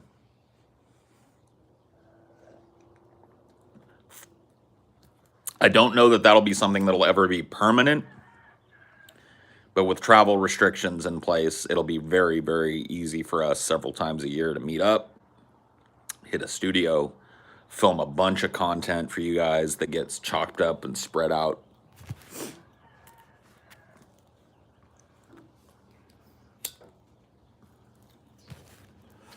Do you know anyone who had COVID and still won't get the vax? No. I know a couple of very close personal family members who had COVID, but they are vaccinated. They're vaccinated, so. Well, we talked about your cousin, so. Yeah. Yeah, I had a cousin that got it from his workplace during the, probably what would be called the third wave. Mm-hmm. In California, and he survived it. He got sick, but survived it and immediately got vaccinated. And he was a dude that was like, prior to it, was kind of like, yeah, this is bullshit, blah, blah, blah, blah. It hit close to home, though. That's what it takes for some people. It was just like, and his kids, for the most part, saw that happen to him and were like, well, fuck, I'm gonna fall in line for the most part. One of my little cousins was like, fuck this, goddamn. He's a fucking, oh man, he's a trip. You talk about an anti-vaxxer, dude. If they piss you off, you wouldn't be able to spend 15 fucking minutes around one of my cousins. My youngest cousin, oh my fucking god, bro, he is Captain Anti-Vax.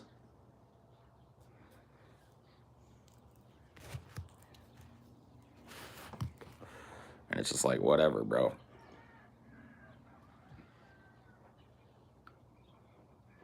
But, you know, those guys can still exist as long as everyone else gets in fucking line. I mean, it is what it is.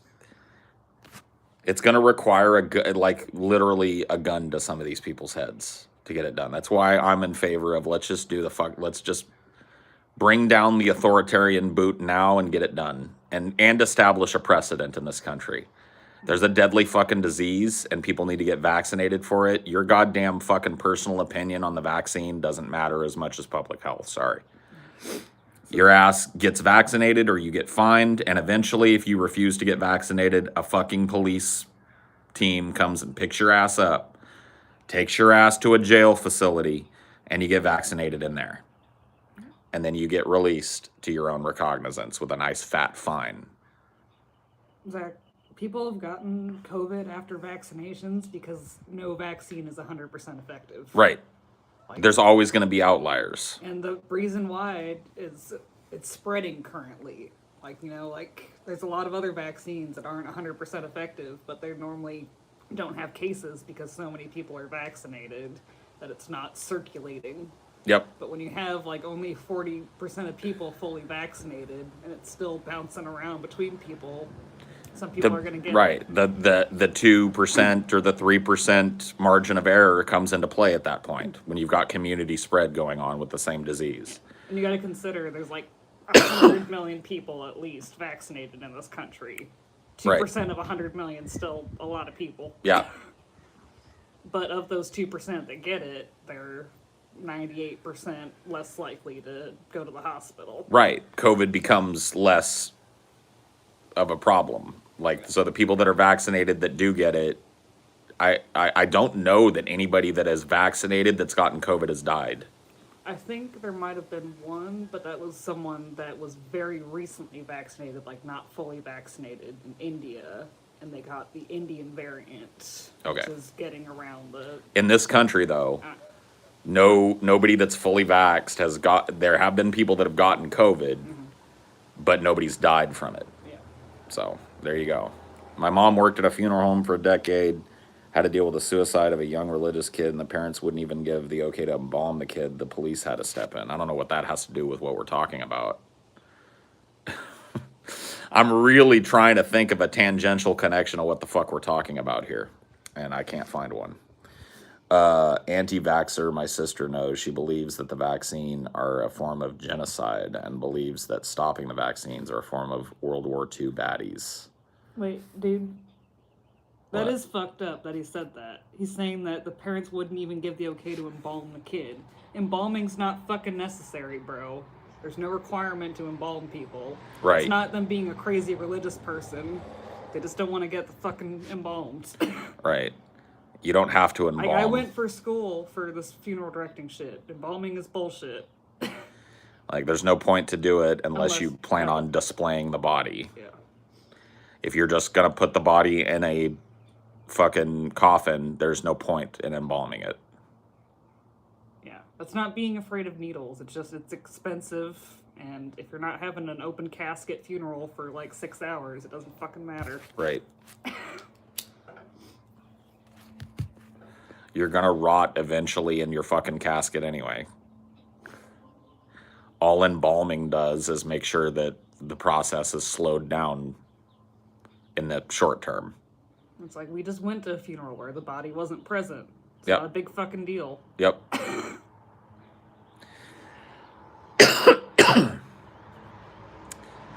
Massachusetts has 70% of adults vaxxed now. Educated states make smart decisions. Yeah. I just think you shouldn't be able to renew your license or passport or ID or whatever unless you're vaxxed. I mean, that's not enough, though. It's going to come down to there's going to be some fucking people that are going to go like, fuck you, I'm not doing it. And it's just like, you're going to have to call their bluff. And be like, yeah, you are. Come on with us. Put your hands behind your fucking back. You're a public health hazard. You're going to jail to get your vaccination. That's what that's the way it's got to be. There's no amount of like, we're going to take away your license. You can't renew your passport. They're just hard-headed fucks in this country. They're going to be like, fuck you, I ain't doing it. You just got to go with it. You just got to pull them in, get them all vaxxed up. If they're fucking anti-vaxxing with their kids, you very gently get their kids vaxxed up too. And then you release them into the world. Back to their jobs.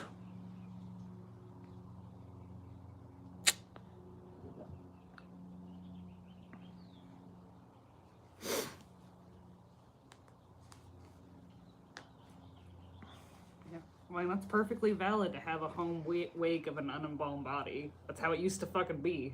Yeah. That's how it was for, like... It's becoming more and more common for people to, like, not embalm now, too. Yeah. It's, like, kind of an ancient... Because, like, think about it.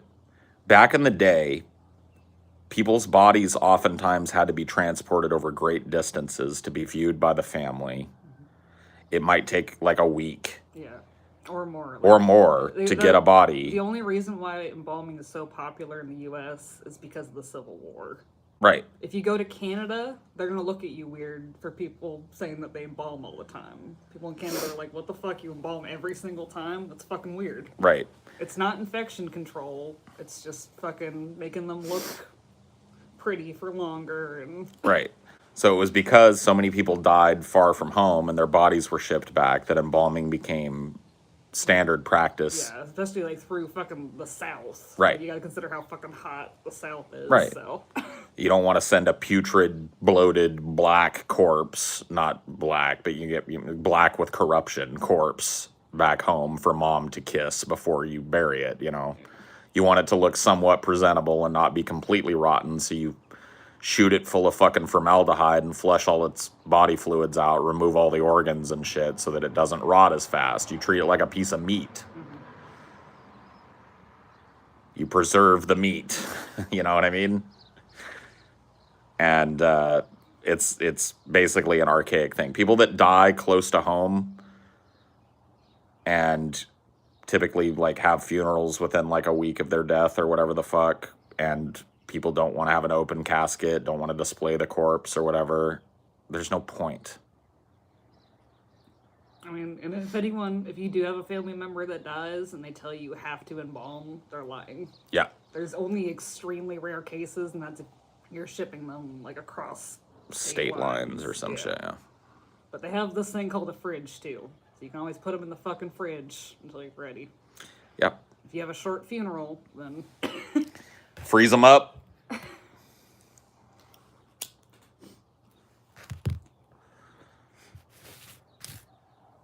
Never heard of embalming referred to as preserving meat. I mean, that's what it is, though. Yeah, they still use formaldehyde. Yep. There's just a lot more regulations now about, ventilation and shit, so people are slightly less likely to get cancer from the formaldehyde. Right. What are your plans for your body when you die? My wishes are just to be cremated or to have my body disposed of in some alternative way. Like, I don't want to be in a box. I don't relish the idea of rotting in an overwrought, expensive fucking coffin. That just ain't it for me. So plant my body underneath a tree or some shit. Take me to one of those places, or just fucking, whatever. Throw me in the incinerator and toss my ashes in the ocean and be done with it. Viking funeral, huh? Yeah. Organ donor, yes. They can put me in the dirt. Well, all right. To each his own.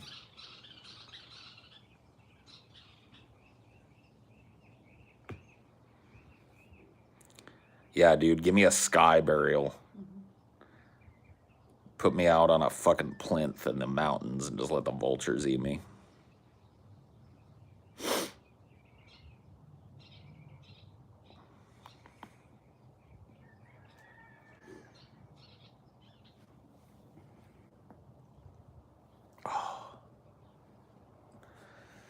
Snap, crackle, pop. The fun just doesn't stop. Where's your bow? What? What do you want? Do you want to go inside? Are you cold? Is that what you're trying to tell me? Are you cold? You want to go inside? Okay. I'll let you inside. Like boot scoot. At least you're doing it on the rug out here. Yeah. Boot scoot, boogie. Brush you off. I'm not bringing all this inside. Just hit. But it's not too bad.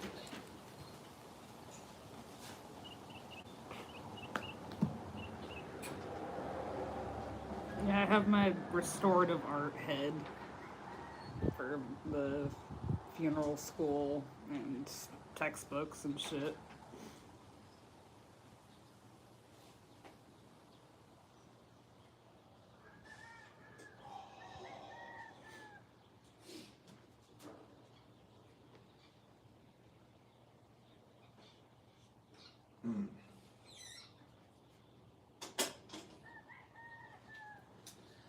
Boot scoot and boogie. Ugh.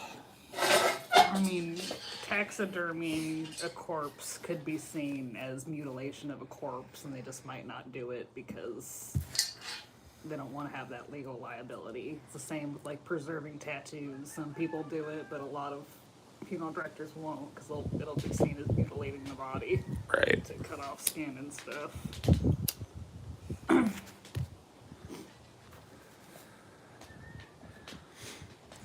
Launch my body into space. Let it drift in the abyss. Is it Amelia or Emilia? It's Amelia, but it's pretty much pronounced the same way.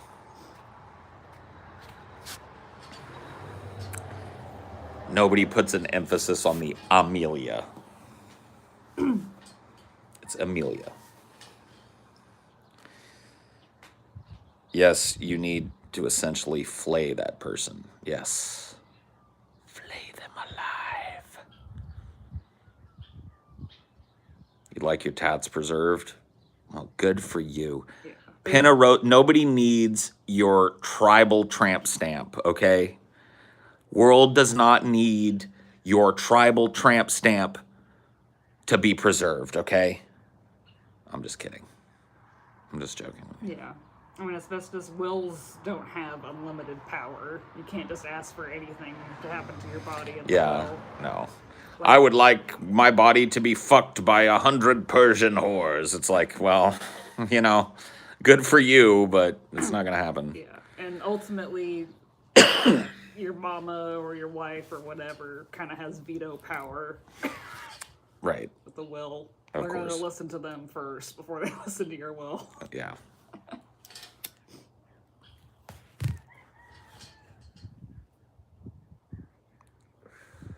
No. Like, all these things sound cool, but there's, laws on how human parts can be used and shit, and you might find someone willing to do it, but it's extremely unlikely. Yeah. Bet TJ would give his body to some cannibal to get that vor thing going. Yeah, but like, who wants like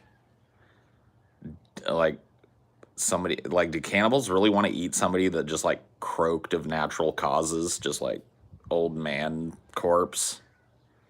I don't know. I don't think that's legal either. I don't think you can eat a corpse.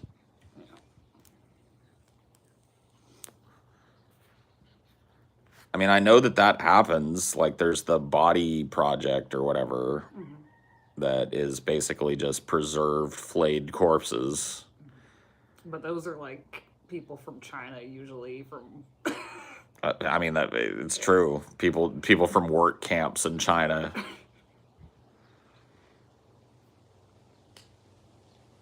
There's at least 4 people that would eat TJ. It would take at least 4 people to eat TJ. So, or you can get mummified. Yeah, I'm sure that's a thing. But good luck fucking finding anyone to do it.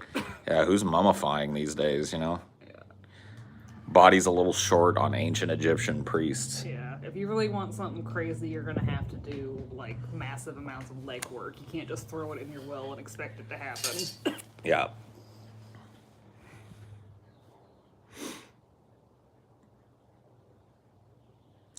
Talking about Armin Muse. Yeah. Athletes probably don't taste too good, too lean. Jack Sprat could eat no fat. His wife could eat no lean.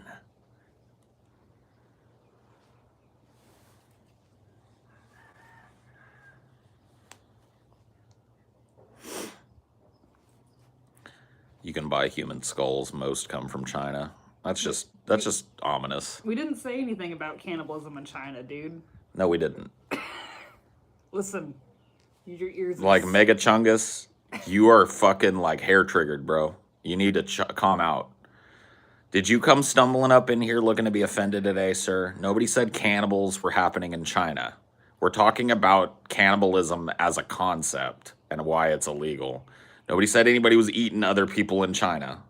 The same bodies come from China. But that we're saying the truth, which is if you get like a skeleton, India or China, usually where that skeleton comes from. You know, like that's just the way it is. These bodies that are used for a lot of medical research or the bodies used in the Body Project artistic display, all just kind of like, here you go, bodies from China. Oh, we got piles of those. Yeah. Let him take a few of those.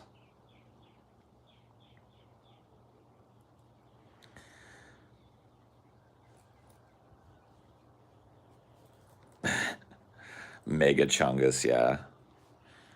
I think Mega Chungus was just trolling. A tanky walks into a bar, yeah. A tanky rolls his tank over a bar.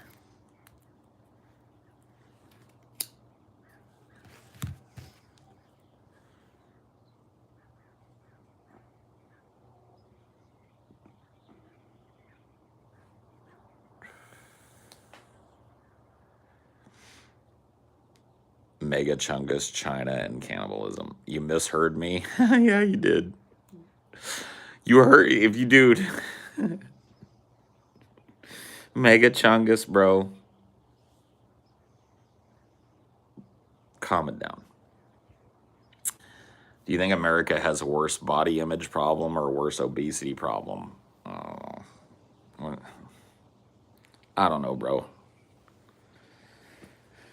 It is really hard for me to talk about these microcosmical problems when I'm looking at the steam train of fucking extinction screaming towards me. You know what I mean? It's like, yeah.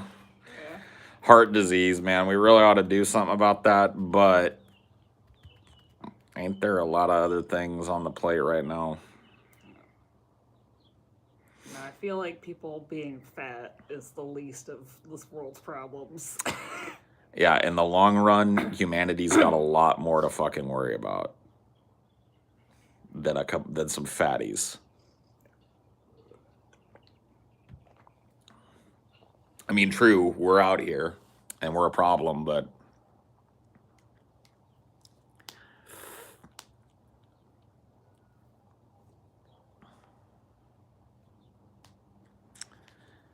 yeah, dude, fat people literally make the world round. We're cushioning the world for asteroid impact. Like, you guys don't know, fatties are going to save us. One day, some fucking asteroid the size of Manhattan is going to come screaming out of the void, and there's going to be a bunch of fat people, and yes, they're going to die, but their blubber is going to cushion the impact and save the planet. And then you guys are going to look at us differently after that and start maintaining us as gods.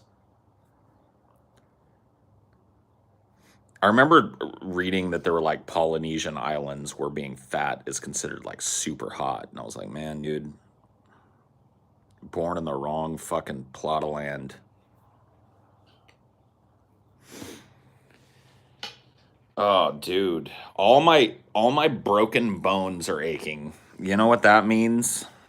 There's something on the horizon. Weather change, dude. My pinky is just fucking like aching today. Well, it was unusually chillier today. That's what I mean. It's like this fucking whatever this weather change is has got my bones all fucked up. All my old injuries are aching. My arm here is all tender and sore. Oh, my foot is all sore. The one that I broke real bad when I was a kid. This pinky here is probably like one of my better indicators because it's just got jacked so bad. It's gonna warm up again soon, though. It looks like. Maybe that's why I'm aching, is because this is just like a temporary little like. It's not quite summer yet. Yes, it is.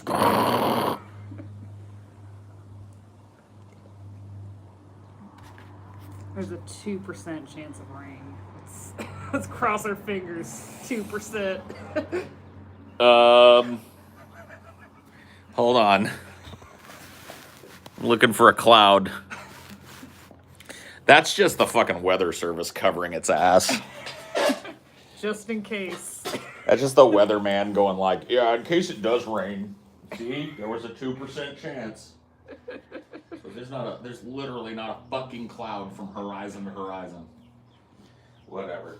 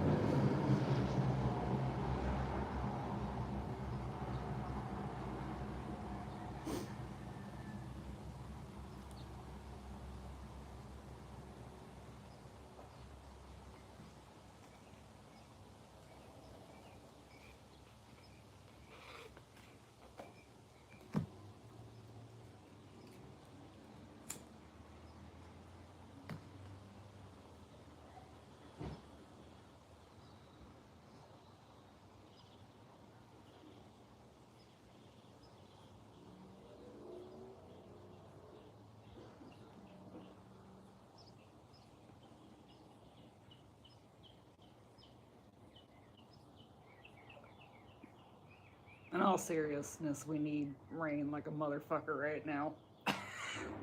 We're in one of those extreme drought areas and shit.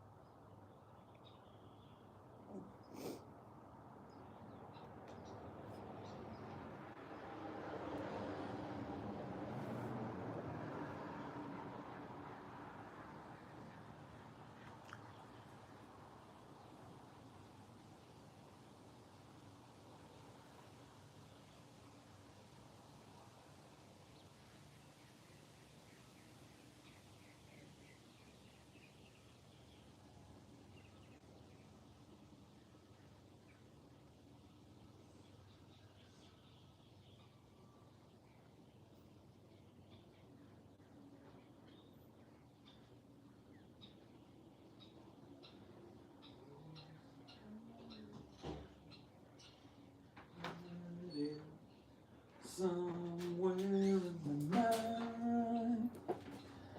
Boom, boom, boom. I gotta put my shoes on because I'm gonna build a fire. Cause it's time to build one. Wanna build a fire with me? Come on.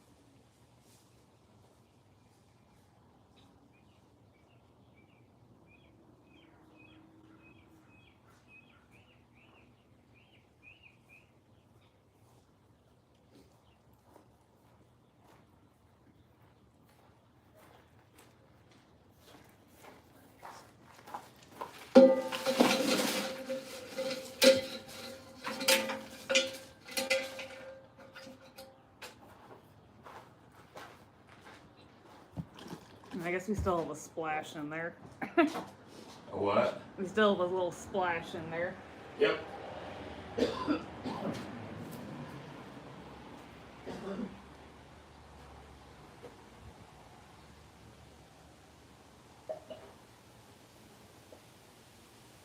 Oh yeah, people are fucking coping hard with Biden. They want to come up with an excuse for everything.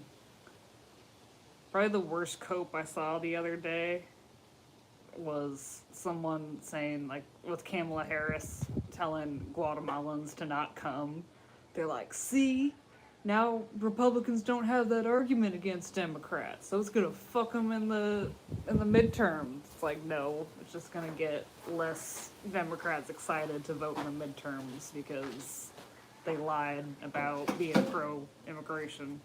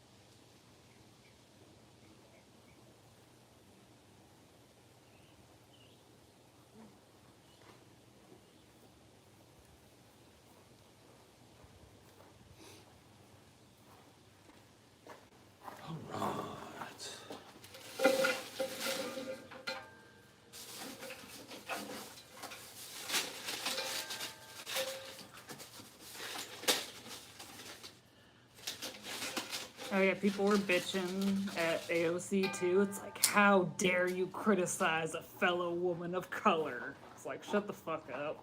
I know, seriously. It's time for you to shut the fuck up now. Idiot. Yeah, this whole immigration thing is going to come back to bite the Democrats in the ass in 2022. They're all going to act surprised, too. Mm-hmm.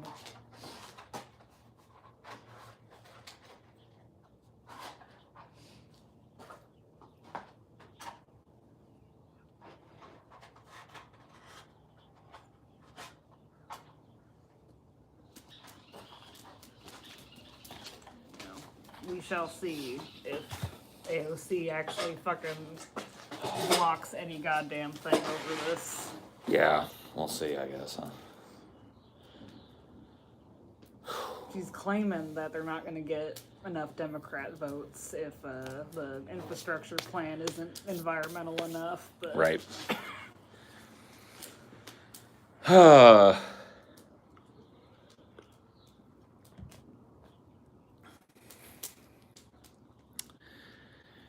Biden has already functionally gutted that infrastructure bill. And it's going to get gutted further. Ain't going to be worth a shit.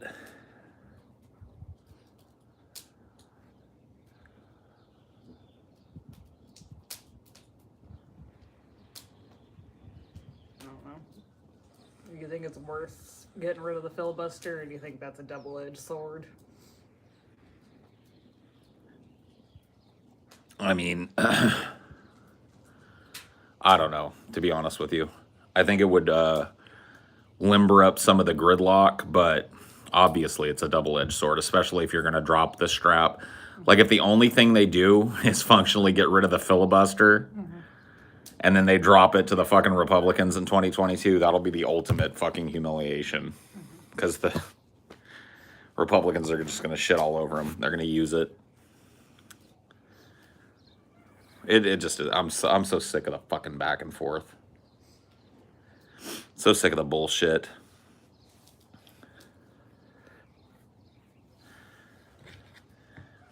USA.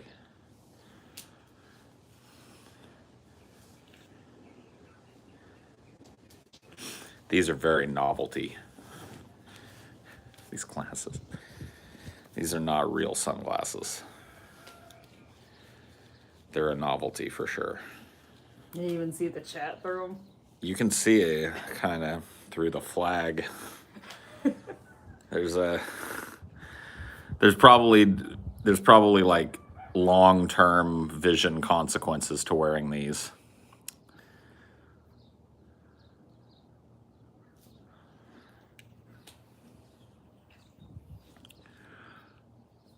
Looks like something you'd find at Kohl's. Yeah.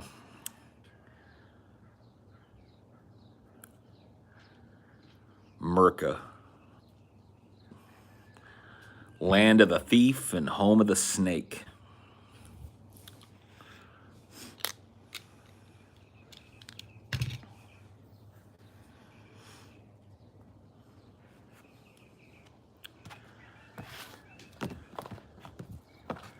You need one of these. Thank you. Can we just get more today? We got one unopened pack left, but I can just get Maybe. some more today. Just later. It doesn't really matter.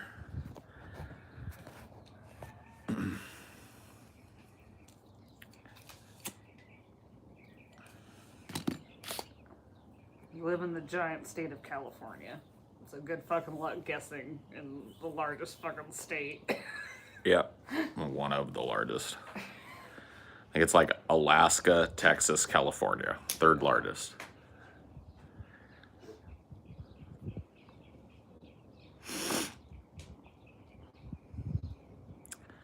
I think TJ has said that at the end of the day, he loves America. Do you, Paul? What do you mean? Like, what do we mean when we're talking about America?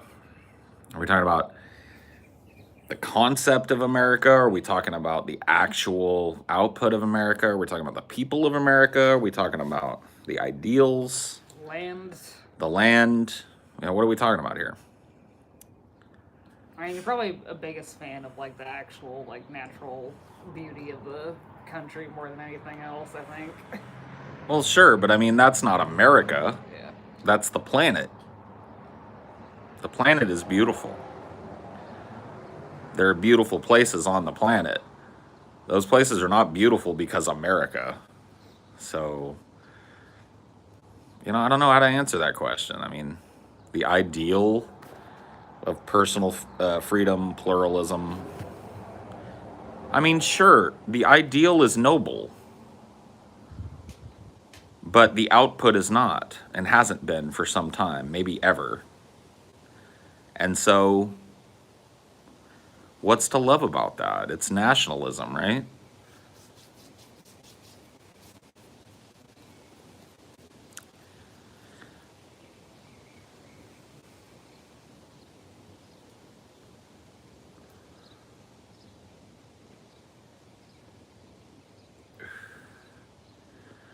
This land is my land, this land is your land, from California to the New York Islands, from the Redwood Forest to the Gulf Stream waters.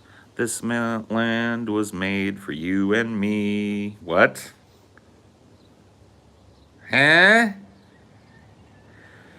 I love my little childhood chant that we used to say to that is actually more like it's kind of eerie. We used to sing when I was a kid in grade school, this land is my land, it isn't your land. I've got a shotgun and you ain't got one. I'll blow your head off if you don't get off. This land is private property. We thought that was fucking hilarious back then. Think about it though. Dude, we were philosophizing as children and didn't even know it. We were calling it. That's more representative of America, ain't it? The libertarian version of this land is my land, yeah.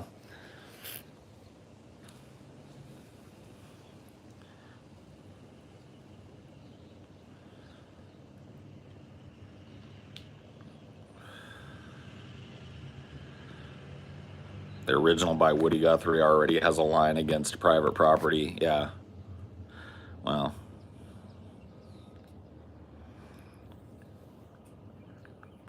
So do I love America? No.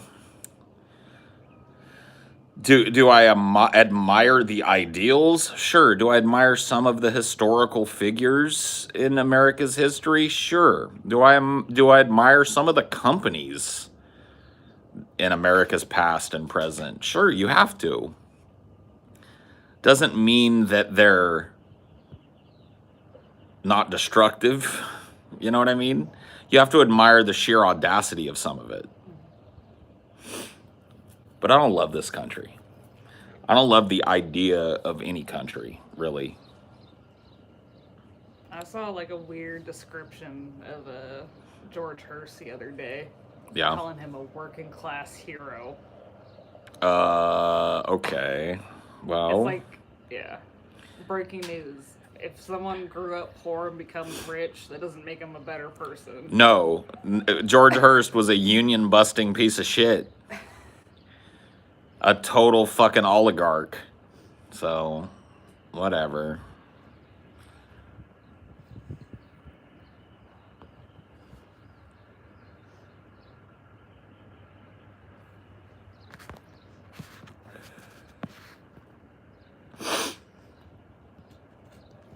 I hate my country. Britain is a shithole. Well, we Americans agree, clearly. None of us would be here if we didn't agree. Would you say that's the most like sickening aspect of defending billionaires? Is like, well, some of them came from nothing. Oh, well, yeah. People like to, because that's such a fucking rarity. Yeah. But people like to play the fucking game of like, well, if they came from nothing and then attained billionairehood, then they somehow remain, you know, a blue collar ideal. It's like, no. They become part of the oligarchy. Look at what happened to fucking, what's his name? Facebook boy. Zucker boy. Yeah. It's like. And he didn't even, like, that, the whole, like, garage story is fucked up in most cases. He didn't come from nothing. Yeah. He wasn't as rich as some of the other kids around him and shit. He didn't come from, like, opulence or anything. But dude was going to fucking Harvard. Yeah. Or, what was it? It was Harvard, right? I think so, yeah. Yeah, it's Harvard. Stanford, I think, was... Stanford is Yahoo. West Coast, yeah.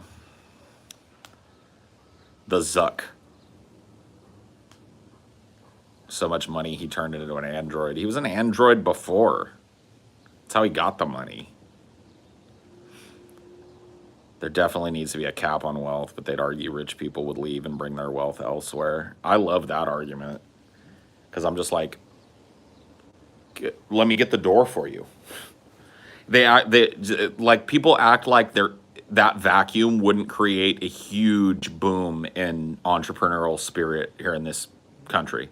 Like, there wouldn't be every human being chasing the ability to make $500 million or $100 million, whatever you put the wealth cap at. There's not going to be like fucking 200 million Americans chasing that nut immediately as soon as the fucking power, like, go on. This threat, like, it's a threat, and I tell you where it comes from. It comes from them. You hear a lot of blue collar people say it, but that idea that these rich people and these companies are just going to move out of the United States, that came from them. That's an idle threat. And if they want to do it, please allow me to get the door. Don't let it hit you in the ass on the way out. Good luck being a vampire corporatist somewhere else on the goddamn planet. And somebody that, you know, is positioned here in America will gladly step up and make $100 million a year.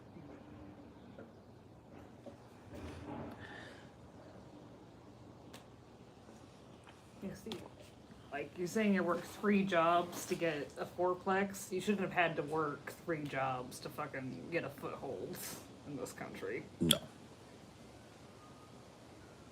No, not at all. Like, good on you for making it work, but...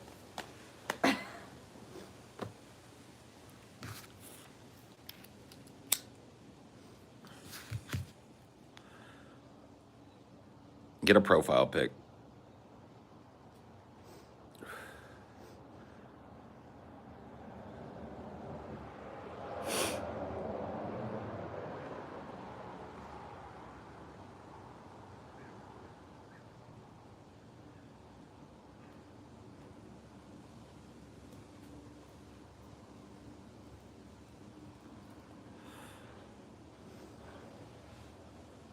Let's do a little America bashing real quick. I think America is a country of cowards. I think that America likes to project this image of strength, but I think that internally we are weak and frightened people. And we have allowed our politicians and our news media to instill that fear in us generationally to the point where we can't remember what it was like to not be afraid of our own shadows. We're afraid of everything that's not colored like we are. We're afraid of everything that isn't flavored like we are. We're afraid of everything that bespeaks different ideals than we have. We're afraid of nature.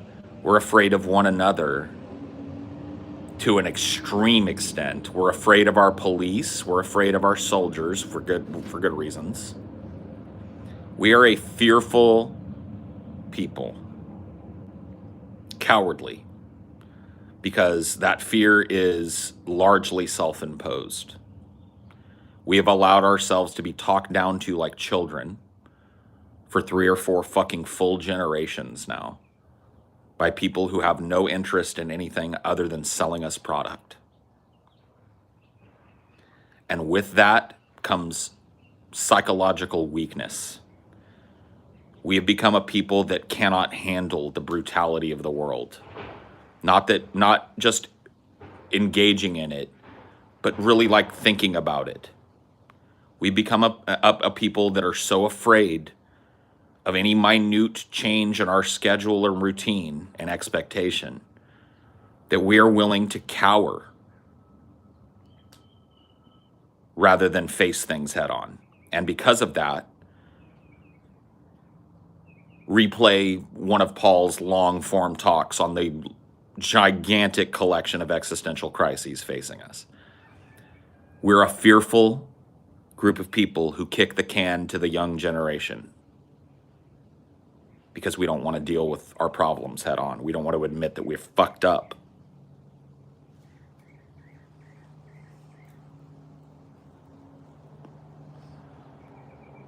And that's where like the lesser of two evils comes.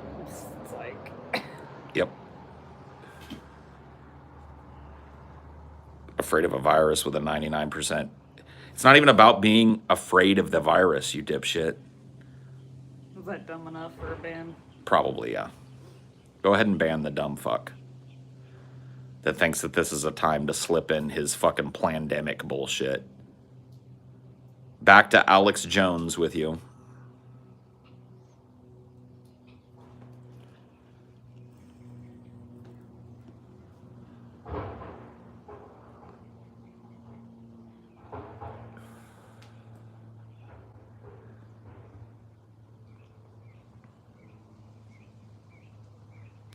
Don't even bother fucking talking to these people. They know it. They're out making disingenuous arguments because they think they're going to score points with stupid shit like that guy just said. Like completely and utterly ignoring all of the fucking data on the actual disease. They deliberately don't want to be convinced of anything. Right. Arguing with them is kind of pointless. Yeah, they're gaslighting. 100%. Arguing with people like that are like I was doing it with my cousin. Like my cousin that's an anti-vaxxer had this shit-eating smirk on his face the whole time he was talking because he knows he's full of shit. It's like they enjoy being full of shit. They enjoy trolling you and pretending that they don't understand the things that you're talking about. I could see it on his face. I grew up with this kid. He's around my age. I know him. He was fucking loving injecting his stupid little anti-vax comments and watching people roll their eyes at him. It's a troll. It's a gaslight. They know full fucking well.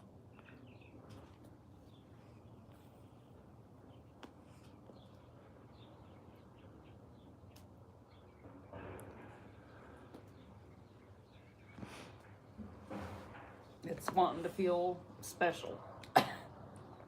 I'm the minority. Yep. And only I know the real truth. Spreading a deadly disease to own the libs.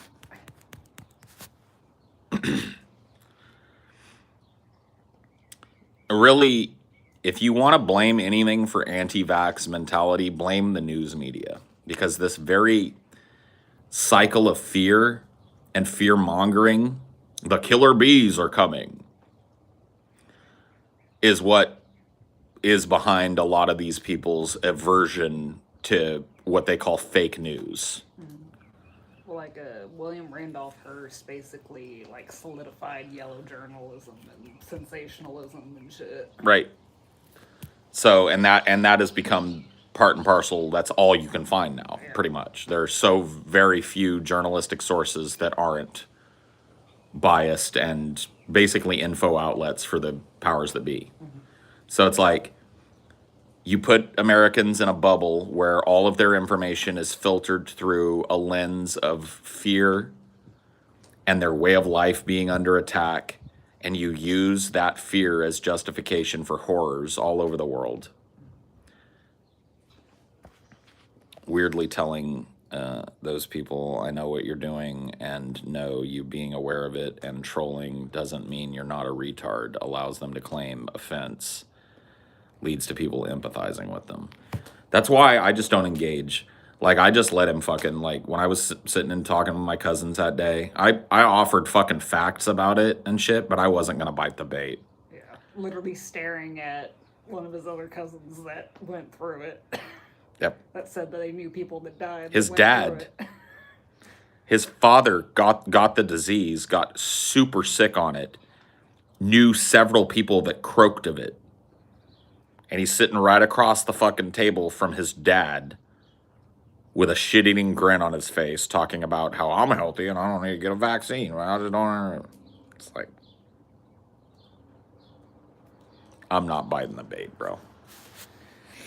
I'm a big old Billy Big Mouth Bass, and I've been living down here at the bottom of the river, eating in the muck for a long motherfucking time. And I know a worm dangling on a hook when I see one, bro. And I ain't biting that bait. No, thank you. There's plenty of those where I eat normally. What's his motivation? We just talked about it. Being a contrarian is seen as a form of folksy intellectualism now.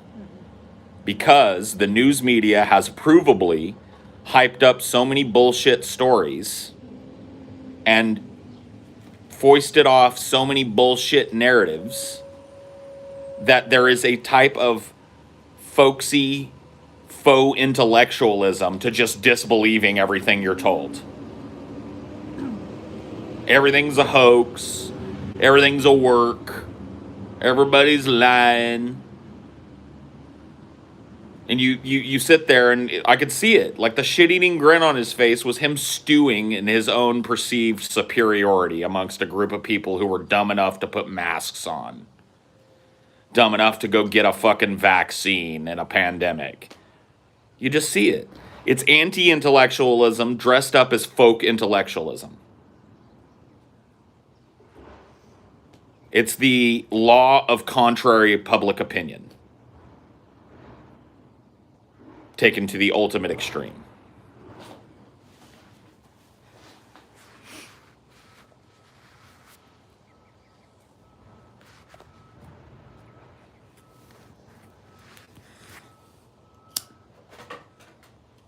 Get that stream ready. Oh, okay, baby. I love you. Love you too.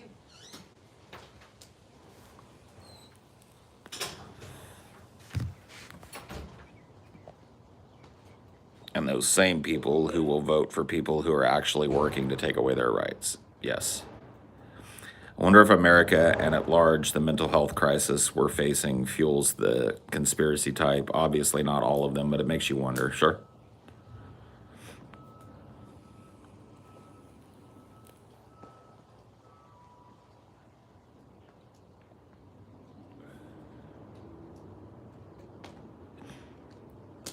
Is there valid folk intellectualism? I mean, a lot of it is what passes for common sense, and it's delivered in a folksy poetry, right? Which is great. I wouldn't call it intellectualism. A lot of what you would call like folk wisdom is common sense packaged in the wonderful, blunt poetry of the working class.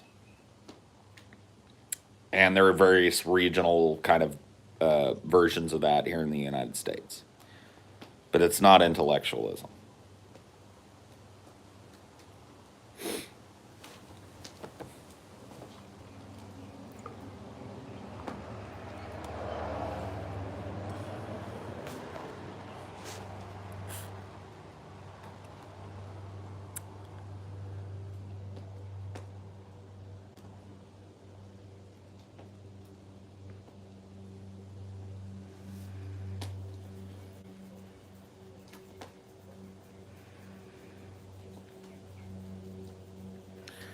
One of my really close friends wants to go with me to a Slipknot concert in October, but he's also anti-vaccine, anti-mask. Don't know what I should do. I mean, I ain't gonna tell you what to do, but I don't hang out with fucking people in my pad or for long periods of time that are anti-vaccine and anti-mask unless they're like fucking family members and shit. And even then, they keep their fucking distance. Like all things, capitalism is to blame. Corporate master lies to the people so much that, of course, they won't be believed. Well, of course. It's a little boy who cried wolf parable, right? It's a wolf, it's a wolf. Oh my god, rouse the fucking village. It's a wolf. Oh, we didn't find anything. It's a wolf, rouse the village, it's a wolf. Fucking third night, it's a wolf. Fuck, there really is a wolf this time. Everybody's like, fool me once, shame on you. Fool me twice, can't get fooled again.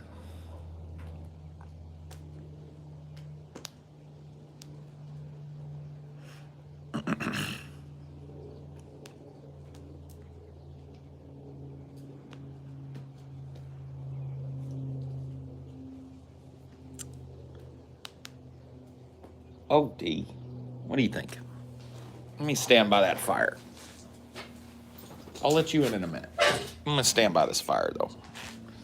I made a little fire and I'm gonna warm my buns by it. Oh yeah, that's good shit. It's really bad when someone like that somehow manages to be in the medical field. My sister's a nurse who downplayed COVID, blah, blah, blah. I don't know how a nurse fucking worked during COVID and downplayed it, but okay. There's this one conspiracy theorist on YouTube that pushes anti-vax Alex Jones stuff. His name, why are you fucking like advertising him? I'm not gonna read his name. Like, why would you like splash out a channel that's fucking, anyway, whatever. The best thing to do with outlets like that is to fucking ignore them and not signal boost their bullshit. Face it if you have to, but do so head on without giving them free advertising and shit, because that's just dumb.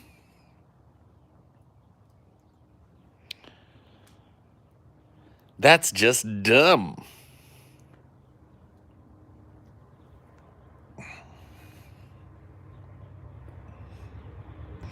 You guys want to go on a trip while I stretch? Whoa, hold on. Let me make sure I don't burn my ass. Okay, we're good. Oh. Okay, that's better. Ouch. Decompress the spine a little bit.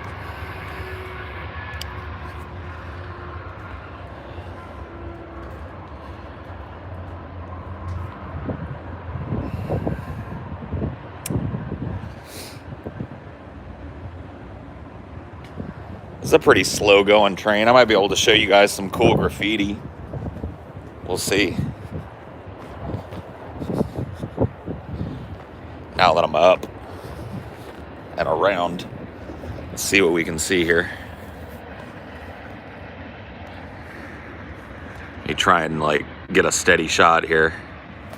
I saw some cool graffiti go by, but now it's nothing but blank cars. Look at this shit. Isn't this the cosmic joke? Okay, here we go. There's some graffitis.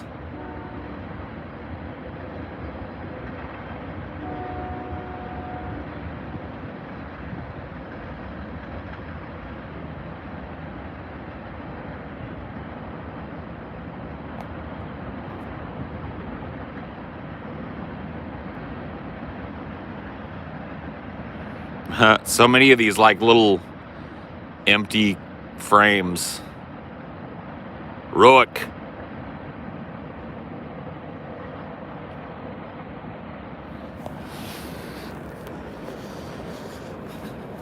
Rook.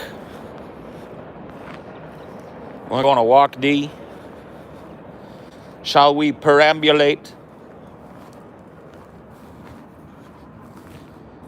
Shall we take a little trip round the property lines? Or shall we stay here and warm ourselves by the fire? I think I'll take advantage of the fire for a little bit before we do that.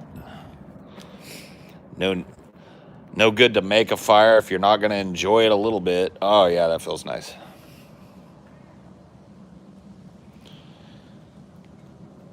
You get stuck waiting for trains to pass? What do you mean? Flash Fried is happening today. You get one half, but the other half is patrons only. Don't be a pleb, become a patron. That's right. Flash Fried. Da-na-na-na-na-na-na. Flash Fried.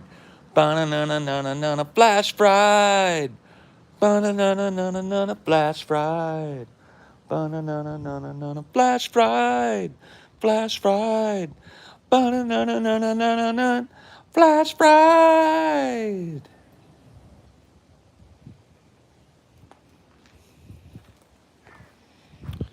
Be an interesting mix this week as well, as Scotty is out of town.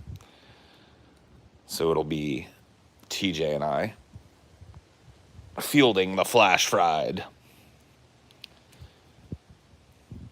Has a pleb revolt happened this week? What?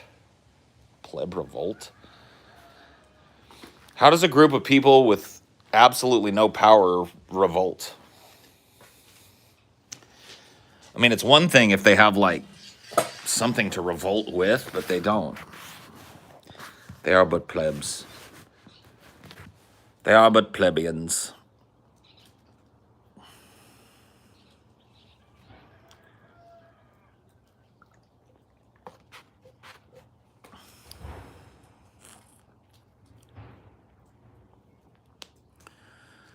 Imagine not being a patron.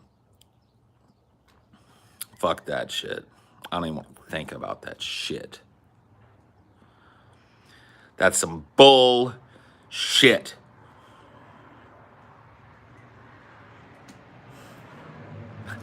Flaring my nostrils.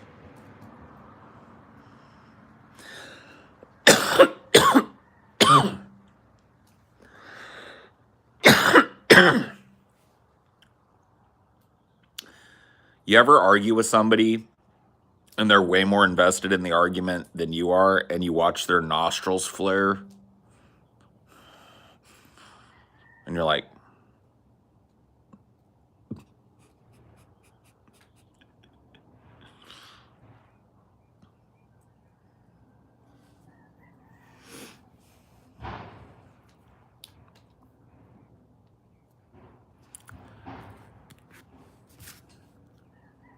that is weird, though, the way that nostrils do that.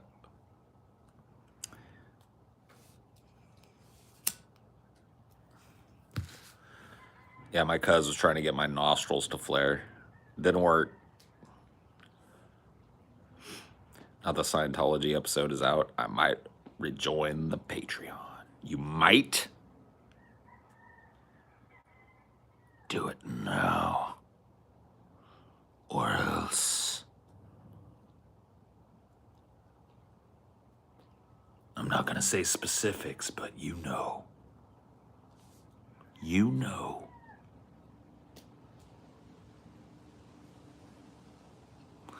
You know.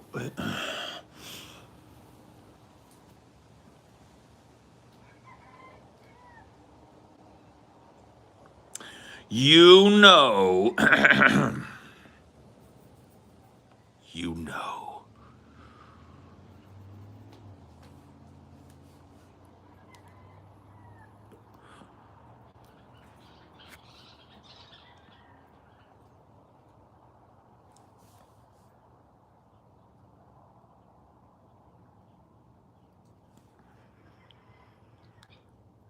Da salty, dude.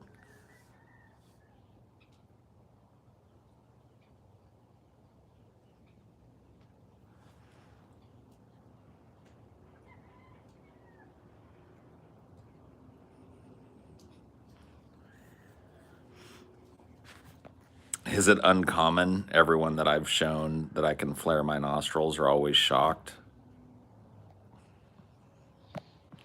I don't really think it is.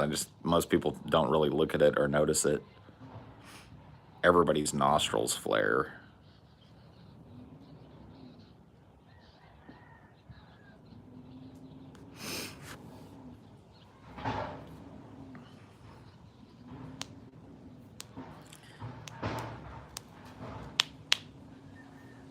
All right, I'm out of here. See you.